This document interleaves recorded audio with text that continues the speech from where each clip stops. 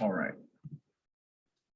In 2003, a young man stepped onto A&M's campus. He was bright-eyed, eager, and ready to begin his experience as a college student. As the semester progressed, the young man would often find himself worrying as he counted down the number of meals on his meal plan with every swipe of his student ID.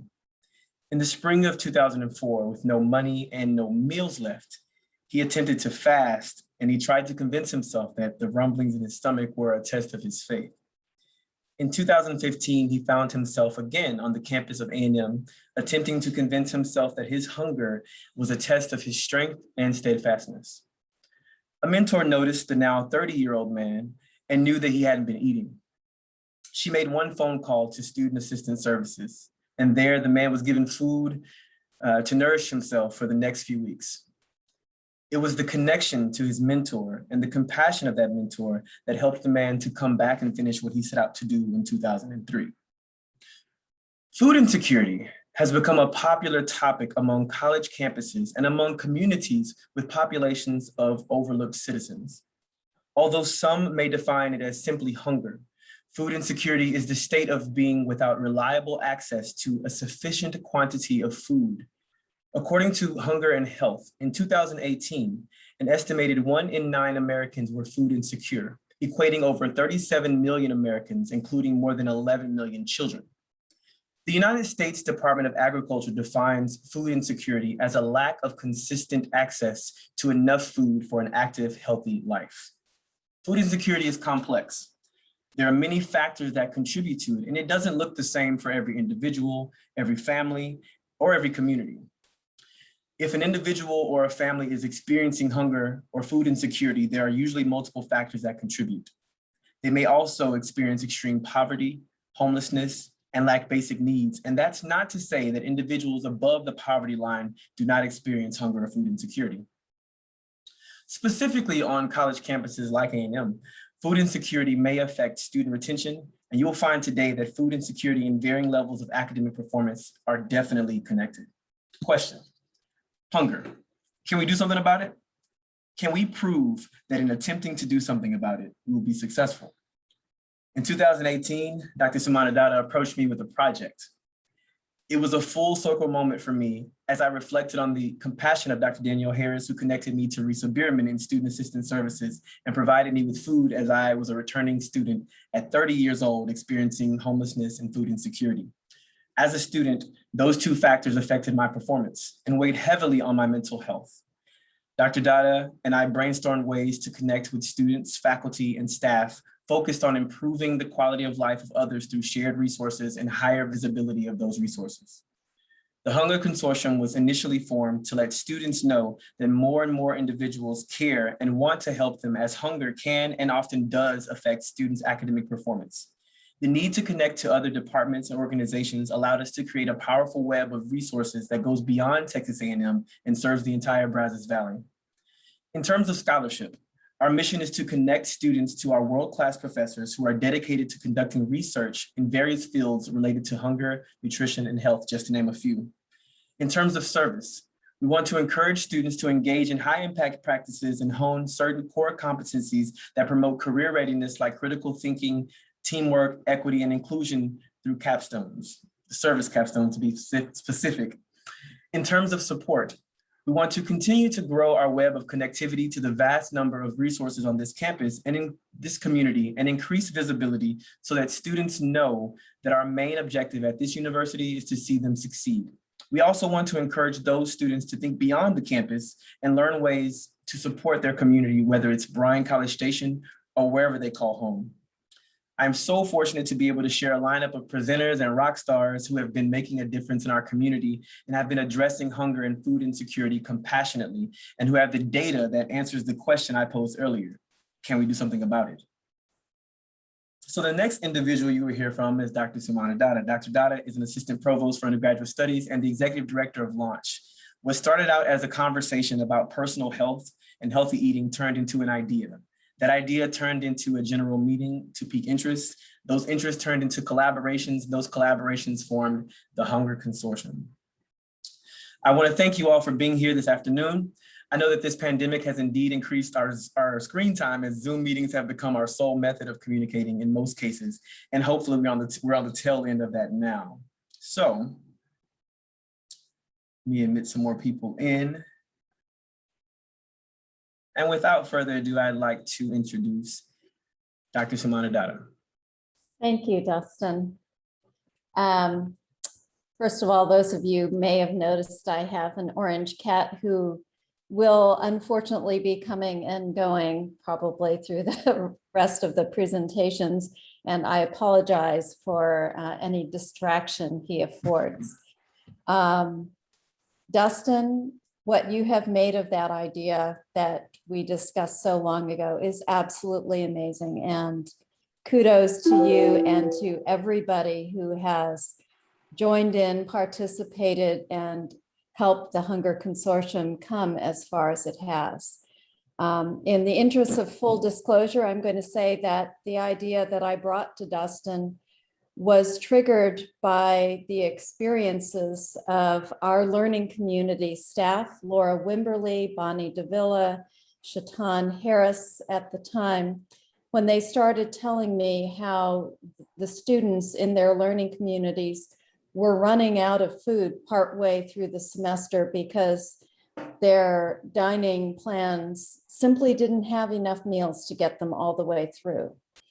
And knowing how hunger affects students' success as well as wanting to do the right thing, you know, and I think at a university like this, wanting to do the right thing by our students, by our staff, by our faculty, who are all part of our community, is something that should be just as important as student success.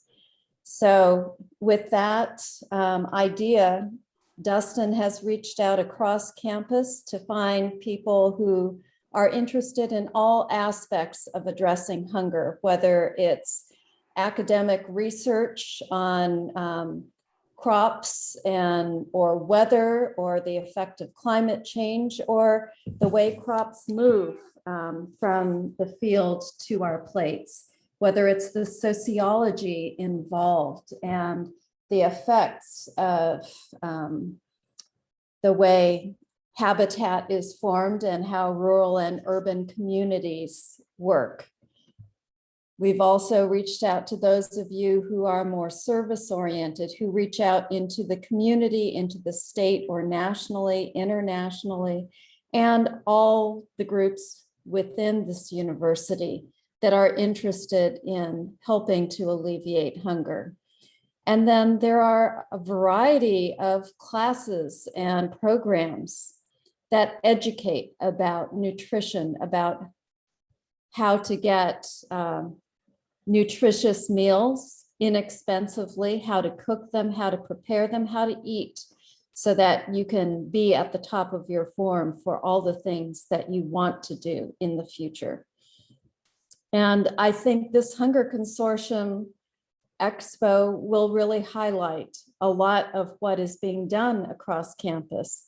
I urge you to take a look at these and think about who might you partner with, who has information or abilities or resources that you can add to. How can we work together to address hunger, not just on campus, but throughout the world? Because we are a world-class institution and we should be acting like it. Thank you very much, Dustin, for letting me say a few words there. And thank you to everybody for coming. Absolutely. Thank you, Dr. Dada. I really do appreciate it. It means so much to have your support always. So we're going to just move right into this. I'm really excited again. First up, we'll have Shannon Avila with the Brazos Valley Food Bank.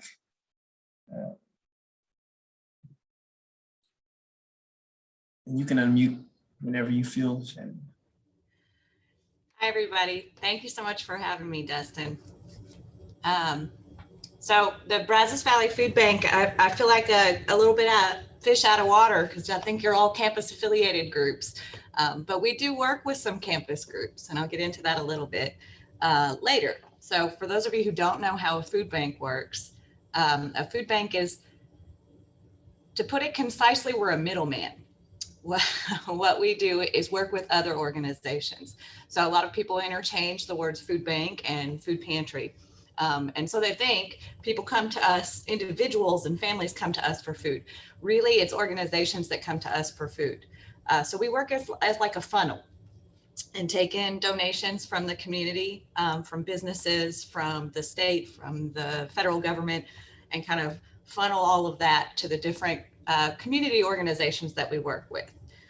For the Brazos Valley Food Bank, we cover 6 counties. That's Brazos and all of the counties directly touching Brazos County: Burleson, Grimes, Madison, Robertson, and Washington, and all of the communities within those counties, to reach food insecure populations. And our mission is to nourish our neighbors in need and end hunger, which is kind of a big vision.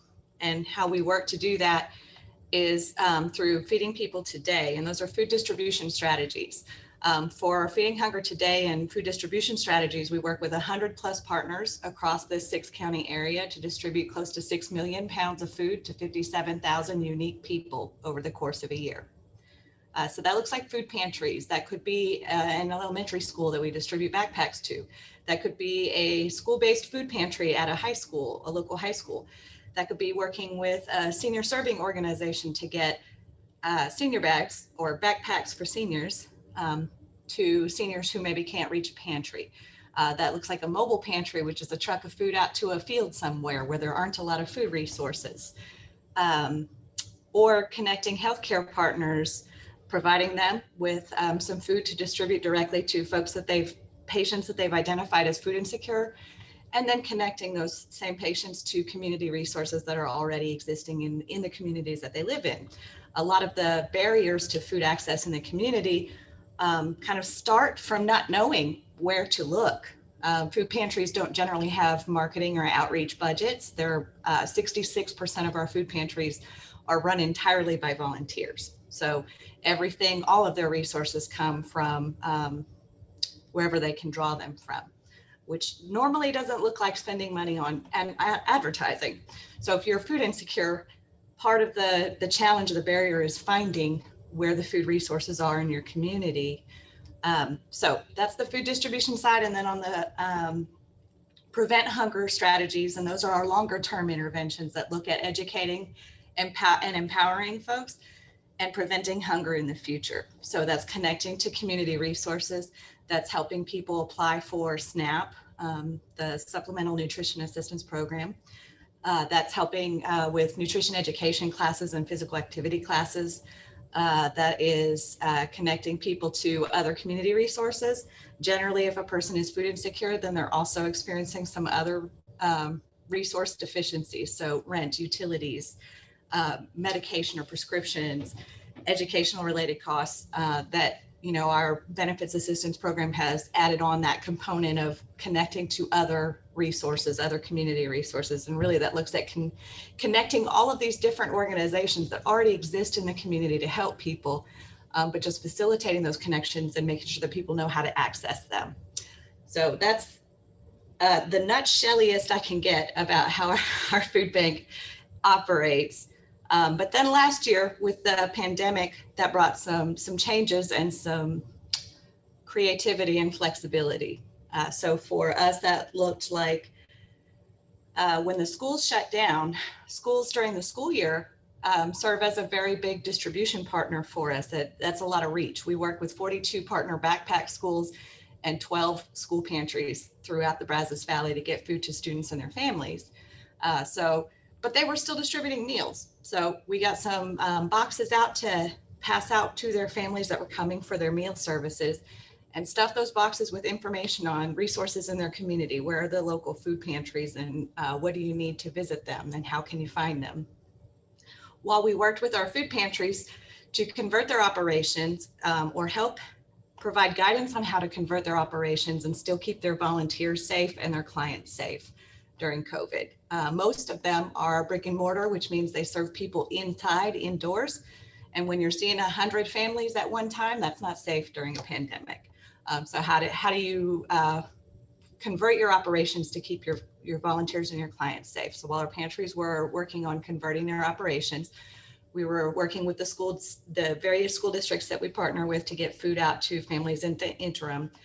And then working to get more information out about food pantries and help people know where they can go in their community if they need food. Then our food pantries started seeing increased numbers.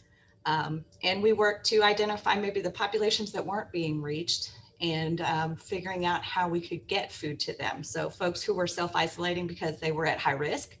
And that was a partnership with a hurricane response disaster team who kind of saw this as an opportunity to contribute to something different. So they have a volunteer force they could lend to us, and we could offer the food. So getting food to folks who were self-isolating because of high risk, and then working with the health district to get food to those who were quarantined and food insecure for the time that they were quarantined. And that looked like a lot of recruiting volunteers who were doing something that we don't ordinarily do, which is home delivery. Through the course of that, we learned that accessing those resources was generally online, and that a lot of the folks that we were serving didn't necessarily have access or weren't able to apply online for various reasons. So we operationalized something that we do ordinarily on a daily basis, which is handle food assistance calls. Since we were seeing a much larger volume and they were needing assistance with things like filling out applications that we don't normally do over the phone, we had to recruit more staff to pitch in and establish a formalized hotline situation, and then recruit translators and interpreters to help us out with other languages, primarily Spanish.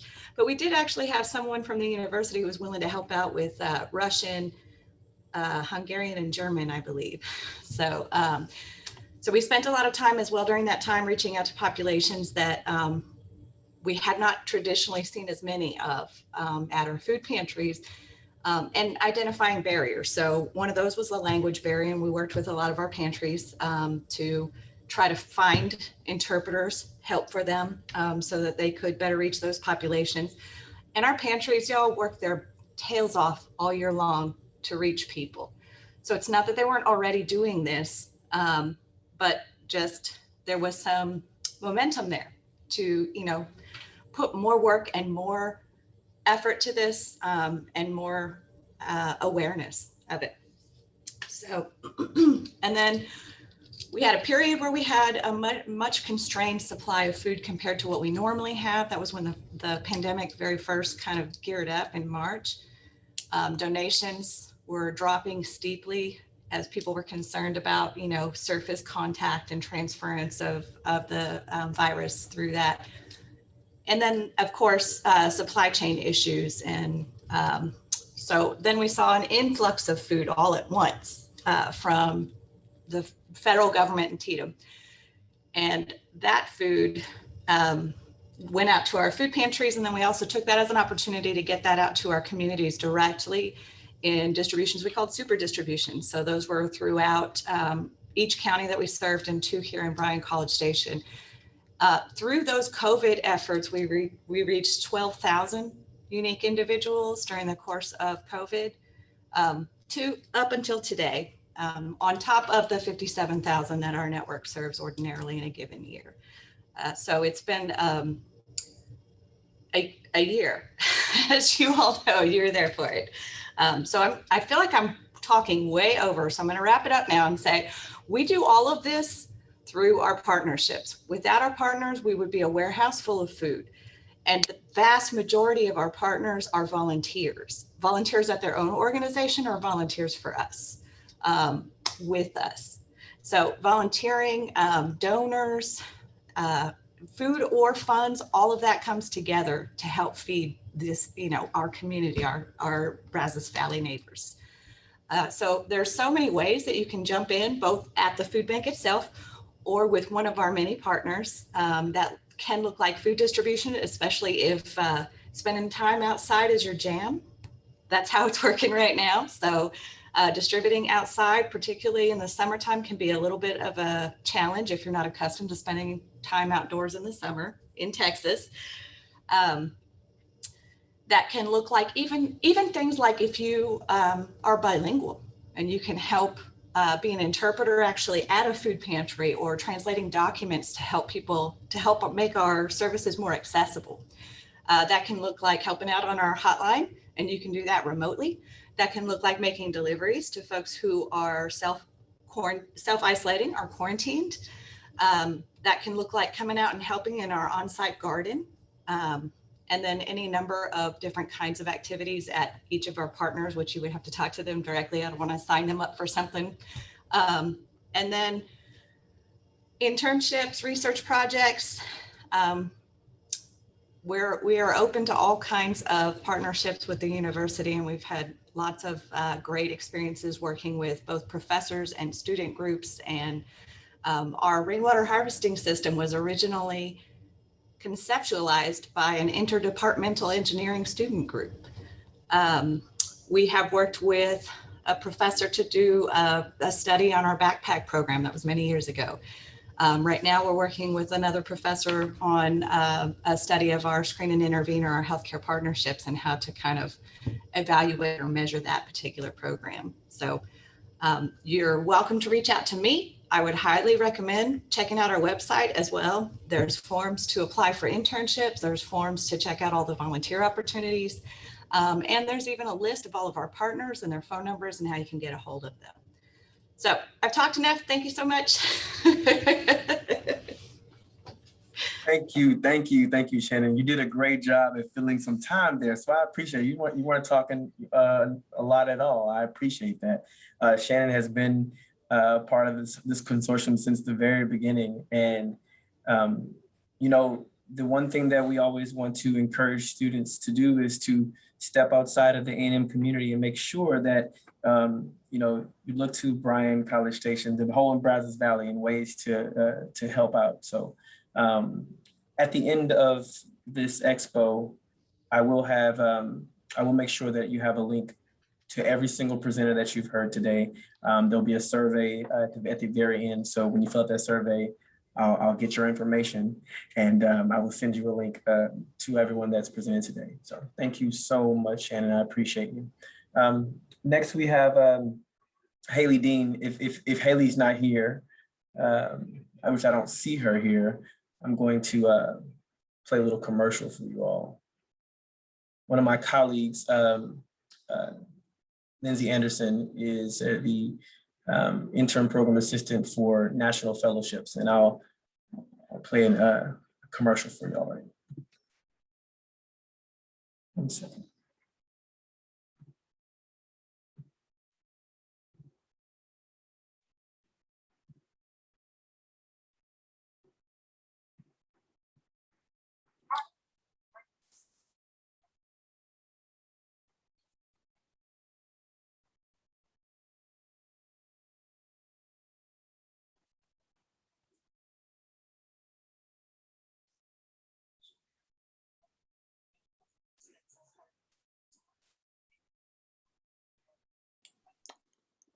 Dustin, I don't think the sound's coming through. Not coming through?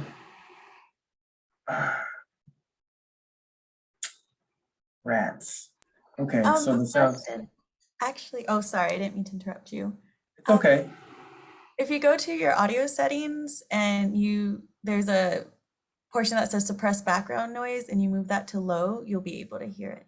Okay, could you all not hear it at all? Not at all. Justin, you may, when you do share screen, there is a button down at the left-hand corner that says share audio, and that may be the button that you need to click. So when you go to share screen. Share sound, okay, Yeah, okay. Thank you so much. Thank you so much. Let's see. Tell me if you can hear this now.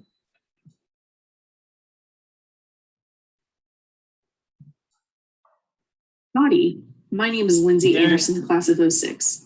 I am an interim advisor for the University Honors Program, as well as for the National Fellowships Office, housed by the Launch Department here at Texas A&M University.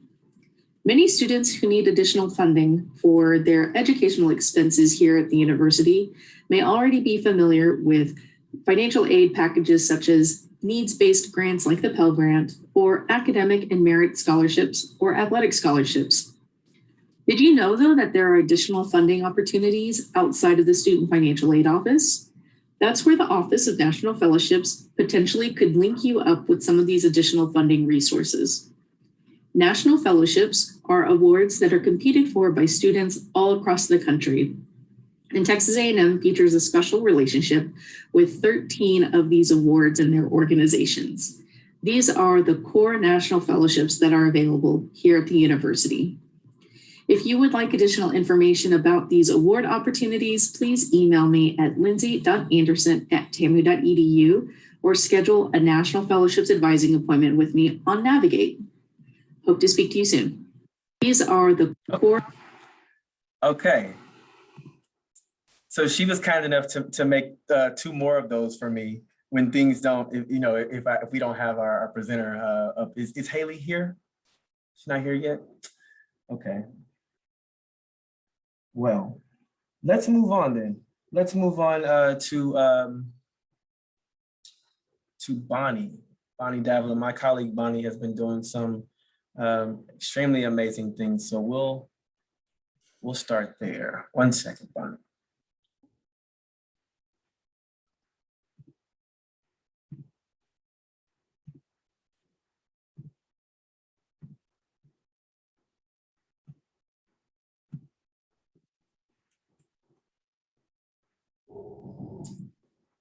Okay, Bonnie. All right. Well, howdy. Justin said, my name is Bonnie Davila. I'm a program coordinator in the launch office.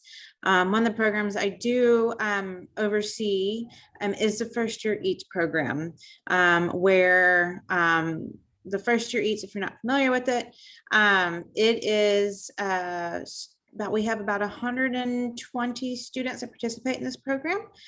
They're all of our GTF Aggie scholars.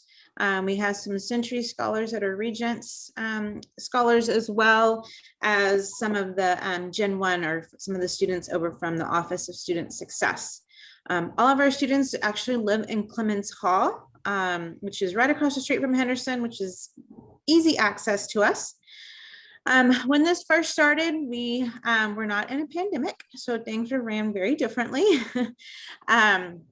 Prior to kind of what you see on our flyer, we used to do, our main thing was something called Mug Mill Mondays, where every Monday a student was able to come over. We had several microwaves and food. We're over in Hullabaloo Hall, and we rented out one of the rooms in there, and students were able to make a quick meal in a mug, anything from macaroni and cheese to French toast to learning how to make eggs.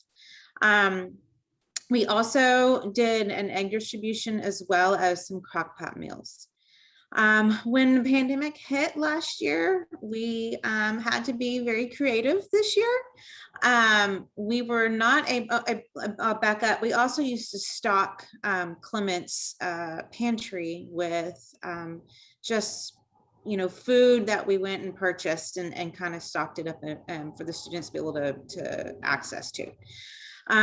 This year we became really creative. Mug Mill Mondays, we just really couldn't do. It was very hard to measure out, an eighth of a tablespoon of milk and a pinch of salt. And we were going through a bunch of things. And I said, well, let's kind of flip things around and let's be creative. And so every Thursday we do what's called the First Year Eats store.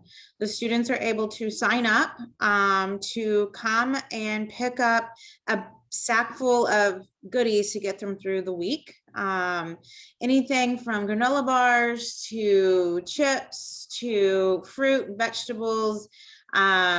We even put some Hot Pockets, we've done some coffee in there. And we worked with HEB as well to even put some of their microwavable meals in them as well. And that happens every Thursday. I actually just got back from the office because we had a distribution earlier today.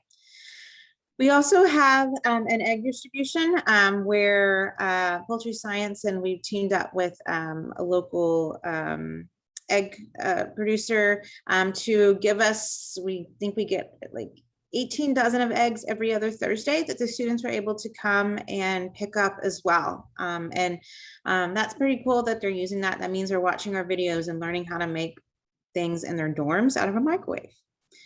Every other Thursday as well, we do something called crock pot meals. So basically, again, student signs up. It's kind of like the HelloFresh where everything's already prepped, prepared for, everything's chopped or diced or whatever. The meat is bought and the student can come pick up a crock pot if they do not have one, and all the ingredients to make a large enough meal, probably that lasts a good 2 or 3 days. And then this is where it became very creative and I became a chef. That's what I say. I can add a chef to my resume. That every other Monday, on Sundays, I make several large casseroles, something that we think the students would enjoy. And the students sign up, and on Mondays they come and we kind of portion that out, and the students come and pick that up. Those have ranged anywhere. I actually just made a pizza casserole that was absolutely gorgeous. I just kept looking at the casserole. I was like, oh my gosh, this is such a pretty casserole. I didn't want it to get destroyed and cut up because it looks so pretty. But pizza casserole, we've done, enchilada casserole, and we've had some rave reviews on those as well.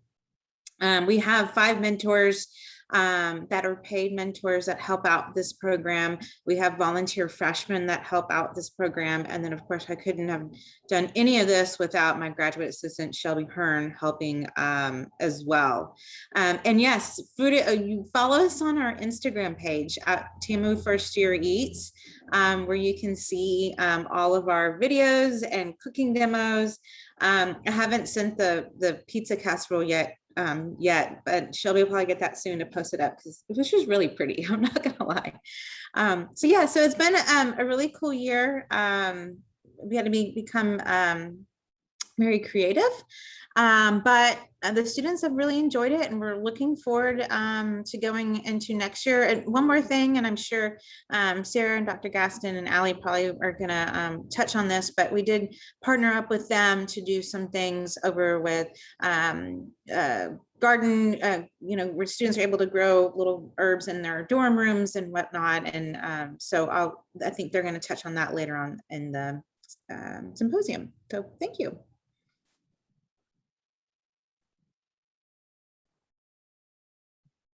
That's amazing. Thank you so much, Bonnie. What I can tell you all is that she's not telling any stories.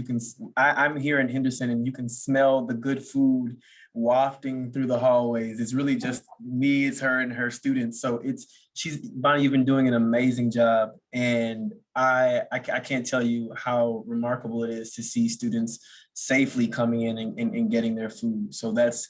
She's telling the truth, real live, true action, helping students. And also, I think another remarkable thing that you're doing is that you're giving students a taste of home, home cooked meals. I know students miss home cooked meals. So any opportunity they can get to have a home cooked meal, I'm sure that they're really appreciative. So again, thank you for all that you do.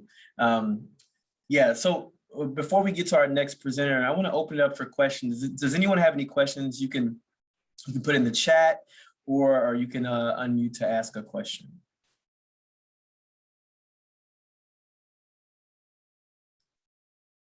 Please don't be shy. I don't think Haley is here yet, but we'll move on to David in a second. David is also one of the rock stars who's been an integral part of not only the Hunger Consortium, but just helping students on campus. Yes, follow. I have a question for both Shannon and Bonnie. I mean, you've told these amazing stories of what you're able to accomplish and what an impact you're making. Could you tell us maybe 1 or 2 things that you see as issues? Problems that you'd like to overcome, or things that you wish there was a way to do better? Because part of the whole reason for bringing this group together is that we do have different areas of expertise. So it's really important for us to both understand what issues we're all facing, right? And put our heads together to try and solve it. But also someone else in a different group or different program may have figured out how to solve that problem. And so that would help individual programs. I think I'm going to kind of touch on this and I'll let Shannon touch afterward, which we kind of solved a little later in the semester, is that access to some of like the fresh fruits and vegetables. I say fruits, vegetables has been hard for me to pack. Like I can go to Sam's and I can buy a thing of apples, I can buy a thing of oranges, but I really can't buy individual Brussels sprouts or carrot. I mean, I can give them a stock of carrots, but you know, it's like I have a students like, I would like more fruits and vegetables. Well, the fruits are easy, other than some other stuff, but it's the vegetables. But you know, now that you know, Sarah and Dr. Gaston and Allie have been showing the students how to kind of grow their own, that's kind of like, this is great. And so I'm excited to hopefully do more of that like in the future. So it kind of like solved my issue in a sense, but trying to still come up with more ideas on how to get those vegetables to the students. I had a question. Is it okay if I ask it? Okay. I just want to know, does this Hunger Consortium, how was it connected to the 12th CAT again? Because I thought I saw it in a video somewhere. I also couldn't help but notice that David Chappell was here. Yes, so actually, you're in for a treat, Benjamin, because he's going to talk about that here in just a second. So that's a great question. He will explain how we're connected. I can tell you that he's also one of the individuals who's been connected to the Hunger Consortium really since the beginning. So he'll talk about what they're doing on campus. So I'm glad you asked. You beat me to it. But let's go. And thank you for that question. Let's go back to Shannon. You know, one of the things that we've been talking about throughout the pandemic is we've seen so much demand and so many challenges and obstacles that prioritizing the work and finding the most efficient and impactful ways to reach the folks that we're missing has been a challenge, right? Some of that is identifying where the need is. Particular to the pandemic, there were a lot of folks who were new to food assistance needs. And there's not, I hate to harp on this, but there's not like a go here if you need food. There's not a central way. You can't just call up, you know, 211 and say, where's the, well, you can 211, but not 411 and say, where's the food, you know? And the calls that we get here at the food bank so often are, I need food. And that could mean, I'm an organization that wants to pass out food, or that could mean I'm a person who needs food, or any range of things. People don't even know how to kind of phrase that need initially. So some of it is identifying it and some of it is reaching it. And I'm going to guess that David will probably cover this during his presentation. But, you know, reaching the people that you're not reaching and how you go about doing that. How you go about, to Bonnie's point, getting produce, fresh produce, storing it safely, and then getting it out to people, which is the more healthy food, and certainly something that we're looking to do more of. But all of our partners are working, you know, to the best of their ability, to the most of their efficiency. So where do you cram a freezer in this tiny little space, or where do you cram a cooler? How do you support that work over time? Because it is surprisingly difficult to get that kind of support, a freezer or a cooler, and funds to do it. And even if you can get that kind of support, where do you plug it in, or where do you physically put it? You know, there's a lot of strange challenges. Food insecurity and food banking is so much more involved than I realized when I very first came to the food bank. But all of that said, you know, those are long-term kind of things that I've seen during my entire time at the food bank. Some of the things that we're struggling more with now, or struggling in a good way, is using technology in ways that probably we would not have begun to use technology in that way for another 3 or 4 years. And the pandemic kind of pushed us to that, you know, having Zoom calls with our agencies, some of which are a little bit more tech savvy and some of them are a little bit less tech savvy, or are not as comfortable with technology. And so this is kind of shoved us into it and said, get comfortable with it, whether or not you like it. That opens up other avenues, other ways to do things, other ways to consider doing things than we have before that might increase efficiencies. And then data. I'm a numbers nerd. I like to look at, what we're doing and how it's working or not working, and then consider what implications that has and how we can change our approach. But I don't get as much time as I'd like to sink into numbers, and our data system is very patched together. Excel, independent inventory software, and it's all of our partners are working with whatever they have access to collect their data. So there's a ton of room for efficiencies and improvements in collecting and analyzing our data. I feel like I can't say anything in a sentence or less. Sorry. Oh, I love it though. Don't please, talk as much. All this information is important because there might be someone in this expo that needs to hear it, or there also might be someone that might be able to help with any problems that we have. Like I love the connectivity of the Hunger Consortium and how Bonnie's working with Dr. Gatson and all this cross connectivity is amazing. This is what it's all about. So please, if there's anything on your heart, please feel free.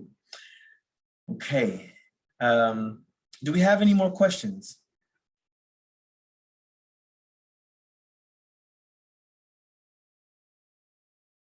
Please don't be shy. Okay. Well, we'll talk a little bit about to fill some time after David. We'll talk a little bit about some service projects and research projects. Dr. Dada mentioned some in the chat. So why don't we share my screen with you all again?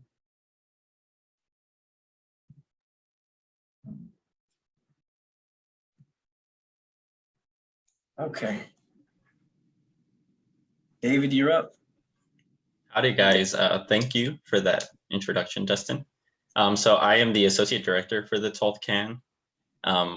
For all of you that maybe don't know what the 12th CAN is, we're the on-campus food pantry, and we're completely student-run, something that not a lot of food pantries around the nation at specific campuses can say, really. From a lot of talks that we've had with other campuses, a lot of other food pantries are mainly staff-run with student volunteers, but we're one of those very few completely student-run, which is amazing, and just a testament that all of us Aggies here are just here to make sure that we're able to help out other Aggies. And that's probably my favorite thing about this organization, is that we're all here just to try to make a difference for our fellow Aggies and the rest of our community. A little bit more about the 12th CAN in general. So we're here to serve all students, staff, and faculty, even those invisible Aggies that I know we've heard a lot about these past recent few months. And we're here to fight food insecurity on campus, right?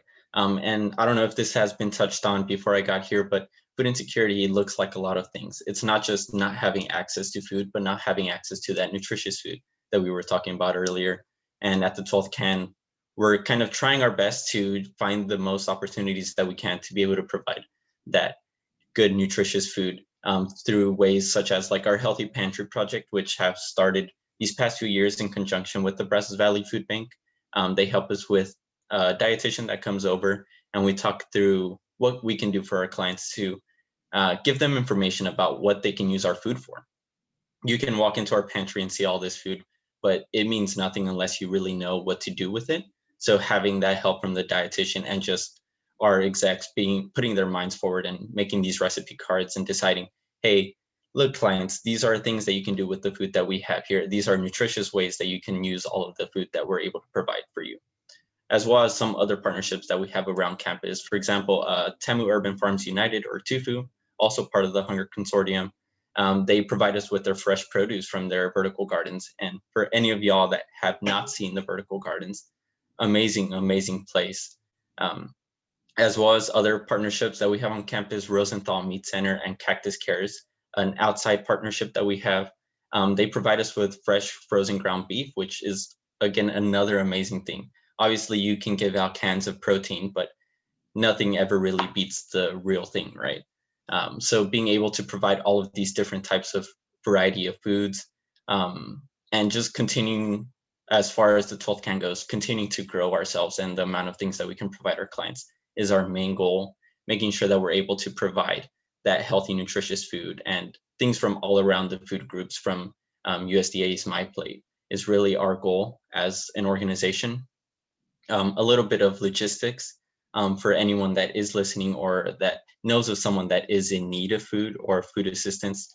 Our next opening, currently right now we're open actually, but our next opening would be on April 28th and 29th. And we're open every other week during normal semesters from 10 a.m. to 4:30. During the summer, we'll be open once a month, just because we have less volunteers in town. But we are continuously open. Checking our website is the best way to just find up-to-date information. And after this meeting or after the expo, if anyone ever has any questions, you can find all of our information on our website, 12can.tamu.edu.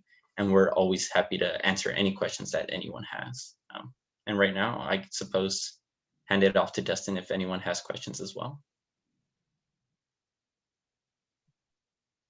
First, thank you, David. Thank you so very much. I have two questions for you. One is, what would you say is one of the biggest challenges for the 12th can?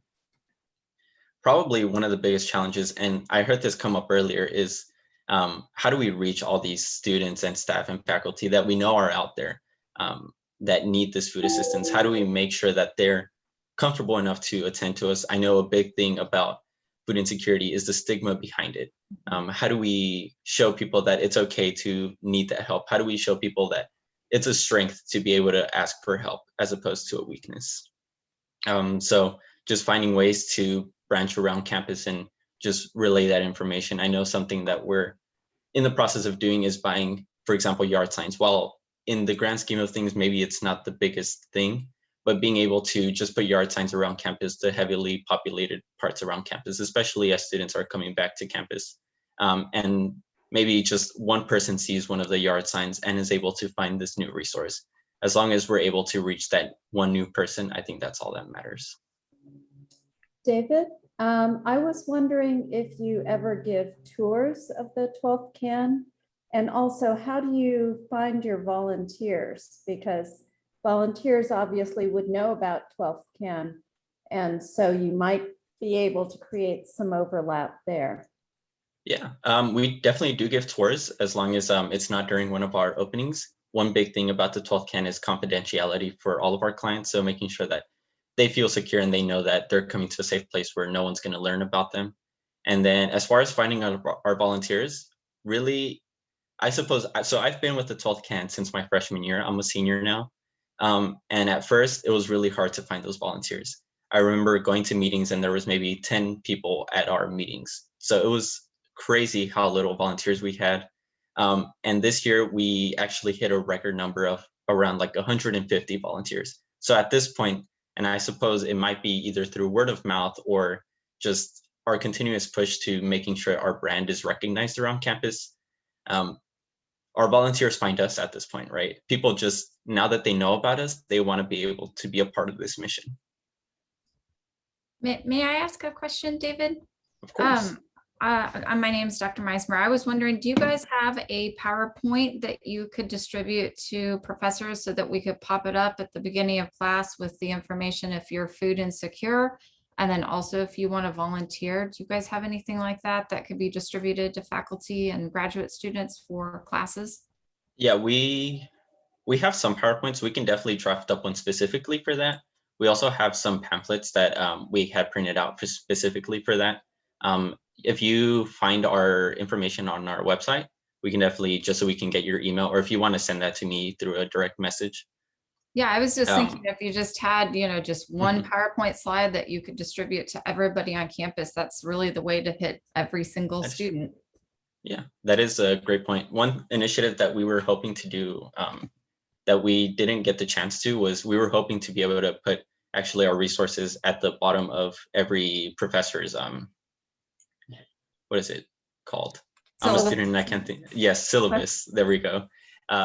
Because we know that there's like, for example, if you need help with like mental health, I know some professors put that at the bottom. If we were able to find a way to put that on the bottom of syllabuses, it would be a great way for students to find about us. But I do like that we do send bulk emails I believe it's every other week, just saying that we're open. And we can definitely include that in our next bulk email of, hey, this is a presentation you can use if you're a professor and you would want to. And I might even push it I'm transitioning out of this position because I am graduating soon, pushing it so at the beginning of next semester, that presentation is again sent out. But that's a great idea. Thank you for that. Actually, David, this would also be the perfect time because faculty are starting to put together, think about what classes they're teaching, but also the Hullabaloo U first year experience classes, which every incoming freshman has to take now, are being set up with their instructors. So if this could be developed, whether it's a tour, whether it's a PDF or a PowerPoint slide and some information for the Hullabaloo, that would be a great thing because that would reach a lot of students.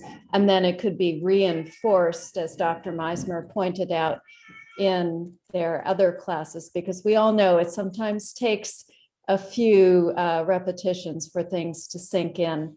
And someone may think they're fine in late August, early September, and not realize they're in trouble until October or November. Yeah, that's a great point. I also just dropped my email in the chat. So if anyone after this wants specific information about the 12th Can, I can definitely get that to you. Thank you for all the questions. Sure. Megan Teal also put a great suggestion in the chat, sending it out to the academic advisors. If you would like to maybe send the information to me or to Dustin, we certainly have connections to get it out to the UAC, the group for academic advisors. We can send it to the Student Success Office, which runs Hullabaloo U, and I'm sure we can find some way to get it to the faculty senate and get it sent out to faculty. Yeah, that would be great. I'll definitely send it to Dustin. I have his email. I'm not sure about your email, Dr. Data, but I can send it to Dustin. That's great. Thank you, David. Do we have any more questions for David? I'm beaming right now because this is what this is all about, like all of this sharing of information. I was going to introduce my colleagues at the end as I thank them, but as Dr. Meismer is here and she asked she made a really great suggestion. I just want to give Dr. Meismer, Dr. Kotinik, and anyone else from the launch office an opportunity to just introduce yourselves before we move to the next presenter. I can start since I already threw something out there. Thanks, Dustin. That was really nice. I'm Sarah Meismer. I'm professor in Hispanic Studies and Associate Director of Undergraduate Research in the Launch Office. And if anyone is thinking about doing a research project related to hunger and food insecurity, the Hunger Consortium, any of those topics, we just heard some need for people to help with data. Those are great opportunities. Let us know how we can help you. And we would love to have you be part of our thesis program or one of our ambassadors to help talk about food insecurity and those projects with students. So we welcome you. And don't you have an informational tomorrow that they can register for? I do actually have an informational tomorrow. We will be talking about the undergraduate research scholars informational, the program. And that time tomorrow is at from 12:45 to 1:45. And if you get onto our website, you can register so that you can attend that by Zoom. So if you are a junior or a senior and thinking about writing a thesis, that's a great opportunity to learn a little bit more. Thank you for that plug, Dustin. We did not decide to do that before I introduced myself, by the way. That was, but thank you. Howdy, I'm John Kotinik. I'm the director for the University Honors Program and a colleague of Dustin's and Dr. Meismer's, Dr. Dada's. I don't have a whole lot to add here. I'm sure that Dustin is planning to give a commercial for all of the capstone opportunities later on. And just to piggyback on what Dr. Meismer is saying, as you're listening and hearing these needs and matching those up to your own knowledge, skills, and abilities, I would encourage you to consider how you could pursue that interest in a capstone, whether it's a research capstone, a service capstone, leadership or performance capstone. And Dustin would be the right guy to talk to about that. Thank you, Dr. Kotinik. I appreciate that. So, well, I'll ask you this question later, David. I was going to ask you to talk about being a student leader, balancing being a head of an organization and being a student, but we'll get there. We're going to move right along just to stay on schedule. I see that Haley is here, but we'll get to Haley after. Let's move on to our 3 o'clock, which is Megan Higginbotham. Megan has also been such a huge part of the Hunger Consortium, and is a good person to email back and forth. So let me pull up your slide. Second. Awesome. Thank you, Dustin. Howdy, y'all. My name is Megan Higginbotham. I'm a case manager in student assistance services in the offices of the Dean of Student Life, and I'm so excited to be here. I wanted to give you a little background of what my office does. Our general tagline is that we provide guidance, resource, and support to address a variety of personal and academic matters. And truly that means anything and everything. And when someone doesn't know what to do with the student, they probably come to my office. My office is also one of the offices that responds to the majority of Tell Somebody reports. So we see students in crisis, and I say that my job is to make sure students are happy, healthy, and successful, and that means something different for everyone because that's a different definition for every student I encounter. So I see things like academic issues, transition issues, mental health, hungry and homelessness, pregnant and parenting, you name it, we've seen it, and our goal is to be that connecting point for a student. And so I am the hunger girl in our office, and I wanted to share some of the resources we have for our students and what we do for students. So first, we do see financial issues. I like to say that hunger is a very important issue, and oftentimes though there's something underlying. Why can't that student get food? Is food the only thing the student can't get? Or is it because they paid their electricity bill instead of buying food that month? Is it because their car's broken down, they can't afford to fix their car to go to work, and so they can't afford food? So I like to think that my office likes to meet with students in order to see, can we help that underlying issue? Because we do have access to emergency funds, the ability to give different resources, which I'll explain here as well. We also work very closely with scholarships and financial aid, as well as the Vice President's Student Assistance Fund in order to help students get that funding for different reasons. Swipe Out Hunger, so we're huge partners with the 12th Can, couldn't do anything without them. But Swipe Out Hunger is an initiative from them, and essentially they are able to collect unused meals from students. And instead of just handing out the meals, what we decided is to have a partnership in which we could meet with the students who needed meals. My office will meet with students to understand why they need meals and what else is missing. If it's truly they just need meals, we will put meals on their meal card and they can swipe into Sabisa, no problem. But we like to make sure that the holistic student is taken care of. So that's Swipe Out Hunger. And in fact, David might correct me, but I think they're collecting meals this week from current students. The Pocket Pantries is a new initiative that I'm working with the 12th Can on, in which we are identifying offices and departments across the university to give them small tubs of food. So imagine a big plastic tub of food, or some of our partners already have closets in different places for food. And the idea is that if a student is meeting with an advisor or here on campus in class, and they maybe disclose that they haven't eaten in a little bit or they don't have food at home, that they'd have quick access to food to get them to a point where the 12th Can is open. So the 12th Can's only open twice a month. So we're trying to catch students in times that they might not have that access. So that's a new initiative we're really excited about. My own office has a food and toiletry pantry that 8 to 5, Monday through Friday is always open. And so our goal in that way is to always make sure that we get students immediate access to food, especially if the 12th Can's not open, and then we direct them to the 12th Can. We also work with homelessness. We've all seen the data come through that hunger oftentimes is partnered with homelessness. So my office will always make sure that our students have a roof over their head. A lot of our students think they're not homeless when they couch surf or when they're staying in their car, but to us that is homelessness. And so we'll do whatever we can to make sure students get access to cover those hierarchy of needs, right? We need to make sure that they're safe with a roof over their head.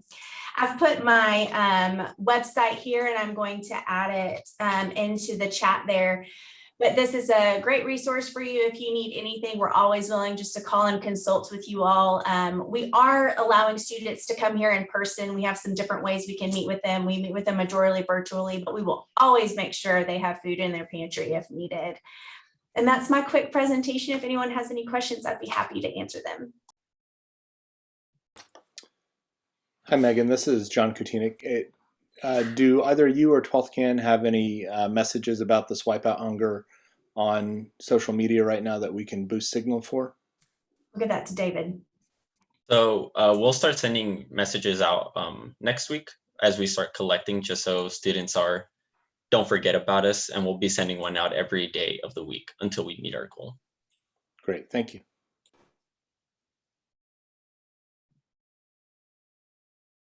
Any more questions for Megan?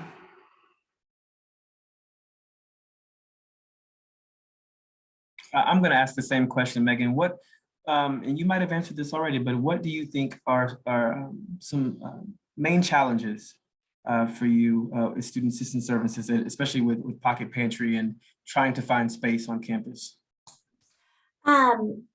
So a challenge I'll say is oftentimes I'll have a student in here for a variety of reasons. It might not even be hunger. And they say, oh my gosh, I wish I had known you existed.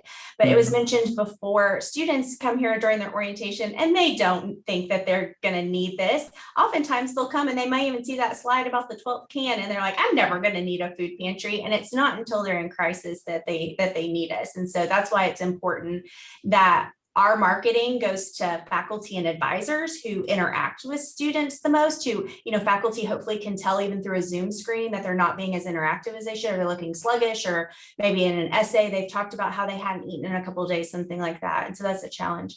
I am surprised though, with our pocket pantries, we have had, it's unfortunate, there's not as many students on campus. So David and I had a meeting this week of, okay, now we're really going to push it in the fall and we're really excited. But even some of the ones that we have on campus are already being utilized, which is exciting. But that's why with this space, we've said, hey, you don't have to have a closet. The College of Pharmacy had an enormous closet for me. And I was like, oh my gosh, this is almost as big as my office. This is crazy. This is amazing. But for folks that don't have that space, I literally have a plastic tub that can fit under someone's desk. Like, it's just having something there, having our logo there to, once again, just the more students see it, I hope it kind of just brings back, like, this is an okay thing to use. Like, this is not, with the stigma David was talking about, this is not a bad thing. This does not label me. It's a really pretty logo, and I, want some toiletries and I need some food. So I think that's really important, Megan. I can't speak for any other student but myself. As a former student, the stigma of being without was really, really great. And I always tell this story, as I said in the beginning. Shout out to Risa Bierman, who had an office full of things. I was eating Easy Mac all day long. It was good to have someone that had my back, and it wasn't just food. If I needed a bike, or if I needed, my air put in my tires, she asked me all of these questions because, like you mentioned, Megan, you want to cater to the holistic student, not just students who may be hungry, but students who need toiletries, or students who need gas for their car. So you all can think about those things. I don't want anyone to identify in this expo, but just think about the resources that you're seeing today, that you're seeing in this expo, and use them or share them with friends. So it is 3:10. We're going to Haley. Are you here? We'll hop back to Haley. 1 second. I saw her enter. So let's see.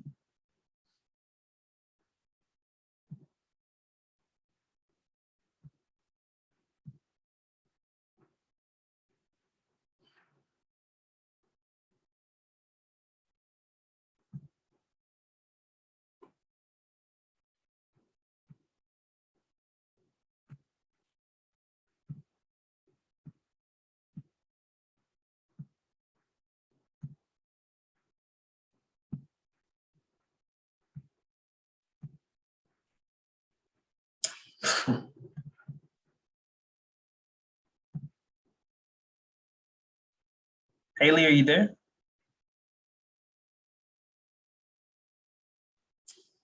Okay. Well, since she's not here, let's find this. I'll pull up this other commercial from Lindsay and see if I can get it right this time on the first try. Well, the second try, sorry.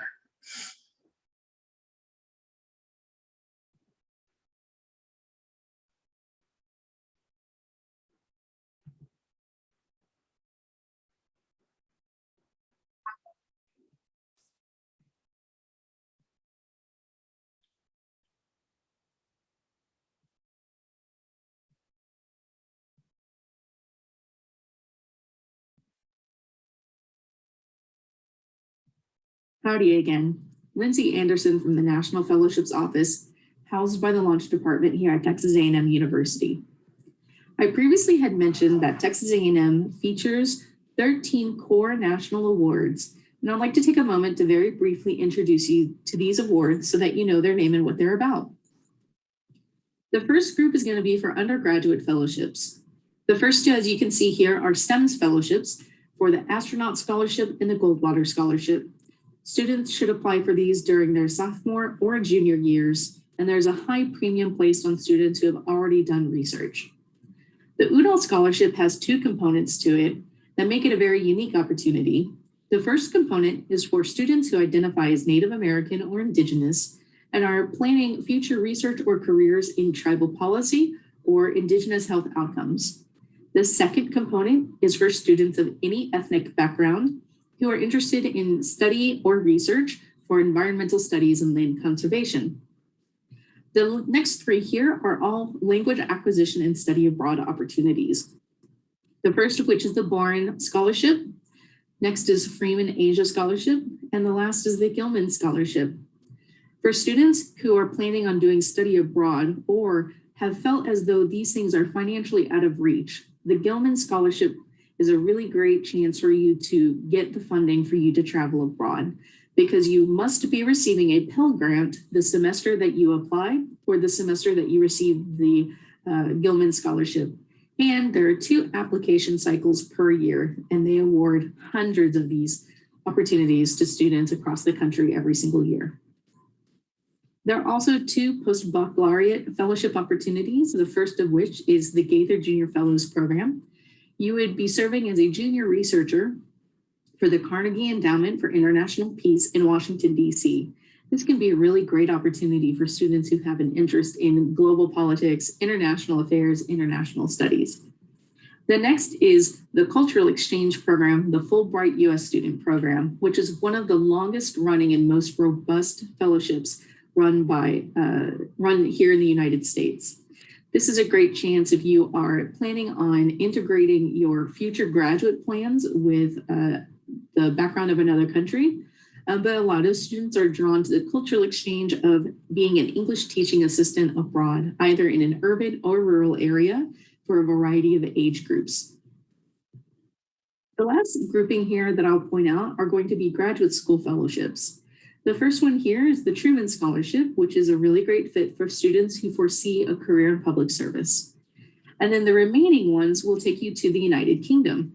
The first 3, Rhodes, Marshall, and Mitchell, are all really leadership based. Rhodes will take you to Oxford, Marshall will take you to any university in the UK, and Mitchell will take you to any university in Ireland. The Churchill Fellowship is a STEMS-based fellowship that will take you to Cambridge.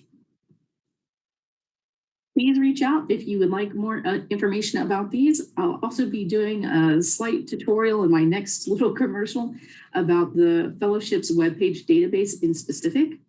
Please seek me out at lindsay.anderson@tamu.edu or book an advising appointment with me over Navigate, and we can start discussing your future plans and how national awards can help make you more competitive and offer you the financial opportunities that you're looking for.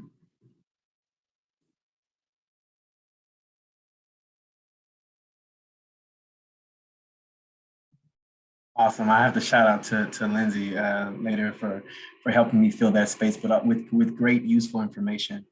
Okay, so it is 3:15, and we have Stefan Warren here. I'm going to pull up his slide. I'm so glad you're here, Stefan. Stefan, I've known Stefan for a while, and to see him. I don't want to date how old I am, but I feel like to see him graduate from A&M, come back to A&M and working with Tufu, it makes me feel good. Again, that connection is what I really love about the Hunger Consortium. So I'm gonna move on to Stefan. I don't know why it keeps going back to that. Stefan, the floor is yours, my friend. All right, howdy everybody. So I am the Director of Operations for the TAMU Urban Farm United project, club, organization. We're called TUFU. You might have seen this little logo around somewhere. And I'm just gonna talk to you guys a little bit about us, about our plans and what we've done so far. So TUFU was started as a $60,000 Aggie Green Fund grant back in 2019. The idea was essentially we wanted to bring aeroponic garden towers to Texas A&M to pretty much demonstrate like the proficiency of urban agriculture and how people can grow food for themselves. After that, we got a 3,500 micro grant from the Aggie Green Fund, which was for our, we recently got 6 new towers. And then we had a 4,200 grant from the School of Innovation Hunger Consortium. And like I said, we had 24, now we have 30 towers. So why it's kind of special for me, I've been really interested in the whole food security thing. I realized that A&M is a very large agricultural university, literally right next to a food desert, which I think is kind of funny. Well, it's not funny, it's actually kind of sad, but you know, what can we do to try to solve this problem? And I think it's a great thing to try to start at a school like this because A&M loves to give back. They love to be able to say that we've been able to help this group of people. So we are putting our money where our mouth is and we're doing it. All right, so next.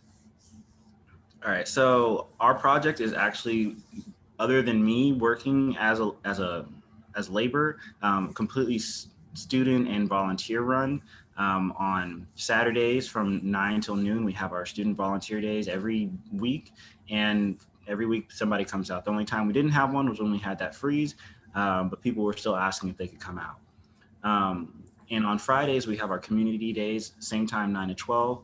This is more for like, you know, people within the community and older crowd. We have some business owners. This is where we've got some of the connections that we've worked with in the future. For one example is Aggieland Outfitters. They've been a really great partner to us. They've donated a lot of stuff to us. We also donate our produce to the 12th Can, which I think is the next slide.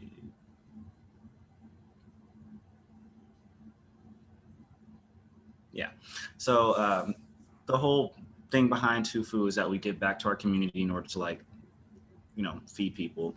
So this is just some of the data that we have so far, and all these are low balls just because, you know, 130 sounds a lot better than 138. So just know that. So we've given 130 pounds of fresh fruits and vegetables. That's tomatoes, peppers, cucumbers, zucchinis, over 600 heads of delicious greens. So that's collard greens, chard, kale, 20 pounds of herbs. I know it seems kind of low, but that's actually kind of a lot in terms of herbs. So that's cilantro, parsley, rosemary, thyme, all those fun things. And then our biggest thing is the lettuce that we give. We've given over 1,400 heads of lettuce to the 12th Can Food Pantry. And it's been a really great relationship that we've developed with them. Every time we give something back, you know, it's always empty. So we always get our little bins back the next day and it's always just empty. So it's been really good, and it's good to know that the work that we're doing is actually going towards a good cause. So we kind of had to create a model here because being pretty much solely based off of grants, we have to find ways to be financially sustainable. So we have begun something that's called a TUFU Market. So TUFU Market is something that we actually work with to be able to buy seeds. Now it's kind of transitioning as our grant funding runs out into like labor funds. But mainly how Tofu Market is realized is we have a partnership with Nam Cafe. So we sell them, the student org sells them lettuce, Thai basil for their spring rolls and such. So it's a really good model, I believe, because now we're able to give back what is essentially 2/3 of our produce to the 12th can, and the other third is for keeping us afloat. So it's all working out pretty well. But through this entire journey, none of this would be possible without the help from all these people that you see on this screen, like initially the Aggie Green Fund for giving us our grant, Plant Pathology, they're the people who gave us our greenhouse, School Innovation and the Hunger Consortium, Aggieland Outfitters, for helping us. Honestly, the owner just comes and volunteers and she gives us stuff. So that's why I put her out there. And the 12th can, of course, and the School of Public Health. The School of Public Health actually holds our funds. So we don't have to actually deal with this student organization finance center. So something I wanted to really talk about is going forward for us. We are going to be partnering with the Howdy Farm. So I'm not sure if you guys are aware, but the Howdy Farm was a student organization on campus that operated a space behind the horticulture building. And due to some issues that are happening university-wide, they are no longer able to use that space. So what we're going to try to do is we have a very large lot next to our greenhouse, and we're going to start to do field cultivation.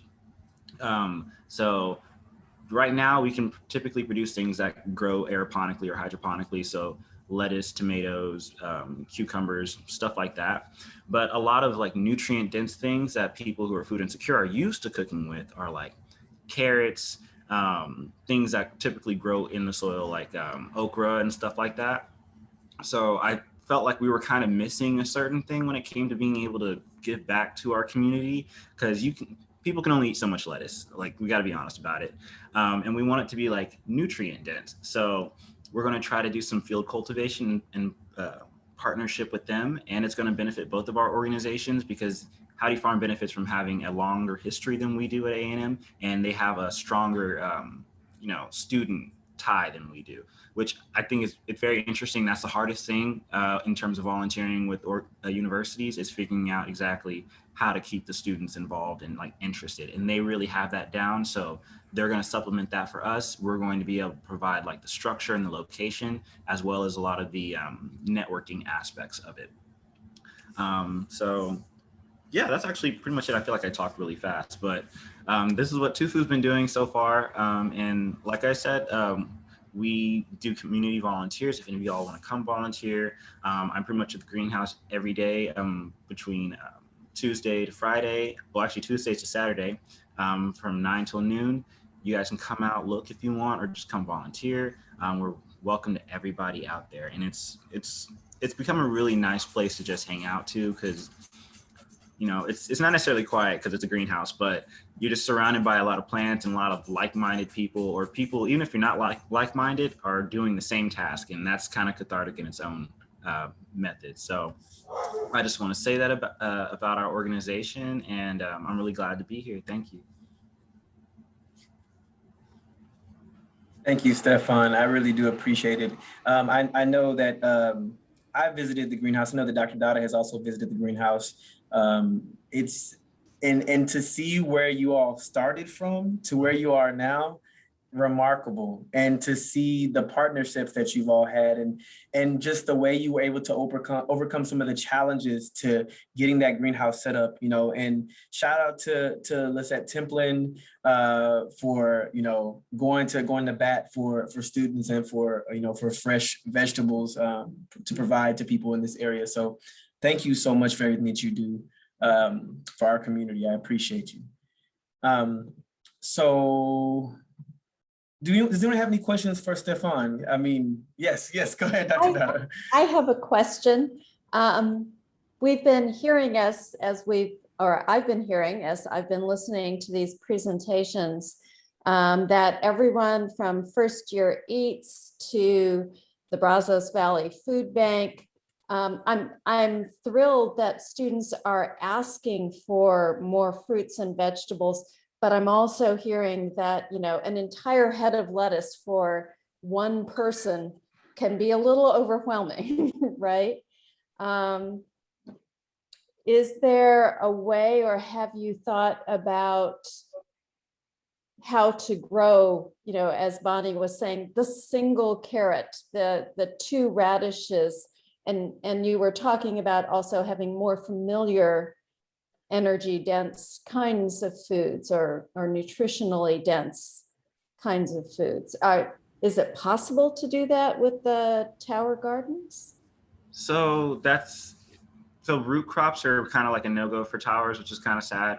But something from all of this that has come out of this is that people have gotten to know about tofu, and we actually are partnering with some there's like startups who have like hydroponic, aeroponic ideas that they're trying to like test out, and they're sending us equipment and systems, and we're actually trying to figure that out. Because you're definitely right. One head of lettuce is very it's kind of overwhelming. Like it's a little bit more than a salad for a lot of people. I feel like as long as the biggest thing is for us making sure our presence is there, making sure that they know that somewhere down the line, someone is thinking like that they want food. And regardless of what we can provide at this point, I'm very aware of what I like to eat, and I understand that needs to be displayed in the type of food that we provide. So we're working on it, is what I'll say. And I think we have some great things coming down the line. We were actually able to do some like beets and radishes previously when we just grew them in like little soil plots. And we're going to try to include that in the future, but also trying to figure out some ways to use technology that we already have to grow more nutrient dense things like, you know, carrots, radishes, and potatoes and stuff like that. So I'm a complete gardening novice. My partner is the gardener. I deal with it once it comes in the house. Is it possible to grow things like that hydroponically? Maybe not hydroponically, maybe aeroponically though. Being the difference, hydroponically, they're fully submerged in water. Aeroponic is okay. You can do that with carrots and radishes because we have started them in our towers and forgotten some, and they, you know, they grow. They just look really weird. It's a possibility. And also, one of our president for our student org, he actually built his own little hydroponic system, or it's kind of a mix between hydro and aero. And we have that at the greenhouse, more as a demonstration that you can build your own kind of system, but his system would work really well for like growing radishes and potatoes. It's just not large enough for us to be able to do it on a scale that would be, you know, worthwhile. Right. Cool. I have a question. Okay, that was kind of funny that the cat just came up there like that. Anyway, I did want to ask real quick, how could we make this into a capstone by joining TUFU? How can we make that into a capstone? So we have a couple capstone students already. So what they do is they take a singular tower and they like watch the tower and deal with all the things that are associated with it, because it's not as simple as just planting the tower and then like watching like, oh yeah, it all works out. There are some hurdles to overcome that you can only overcome by watching and seeing what happens.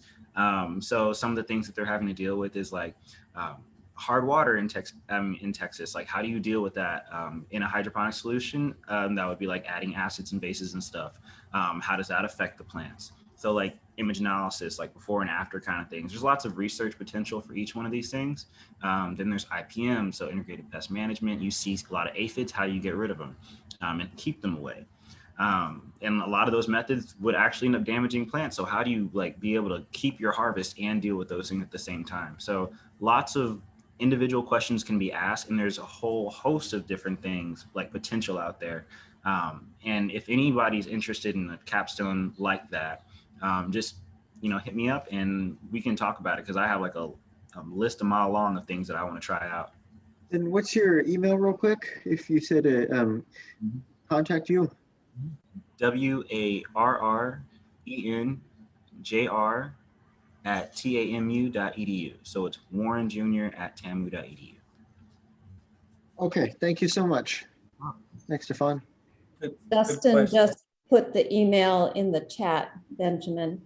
I'll also say that you could easily do either a research capstone, which is sort of more along the lines of what Stefan is suggesting, but also we have had service capstones of individual or groups that go out to help with the gardening and learn, how to grow a variety of harvests and keep track of it and organize it all. So there's a number of ways you can do a capstone. Absolutely. Thank you, Dr. Ada. We will also talk about capstones, just to give you all an idea of what it's like to complete a capstone project here in the end. So we're running behind, which is not a bad problem. But I know that Yesenia is here. I also know that Kimberly's here, but we're gonna go with Yesenia with Money Matters. I'm gonna pull up your slide. If you could hold tight, Kimberly, for a few minutes. Thank you again, Stefan. I really do appreciate you. Thank you.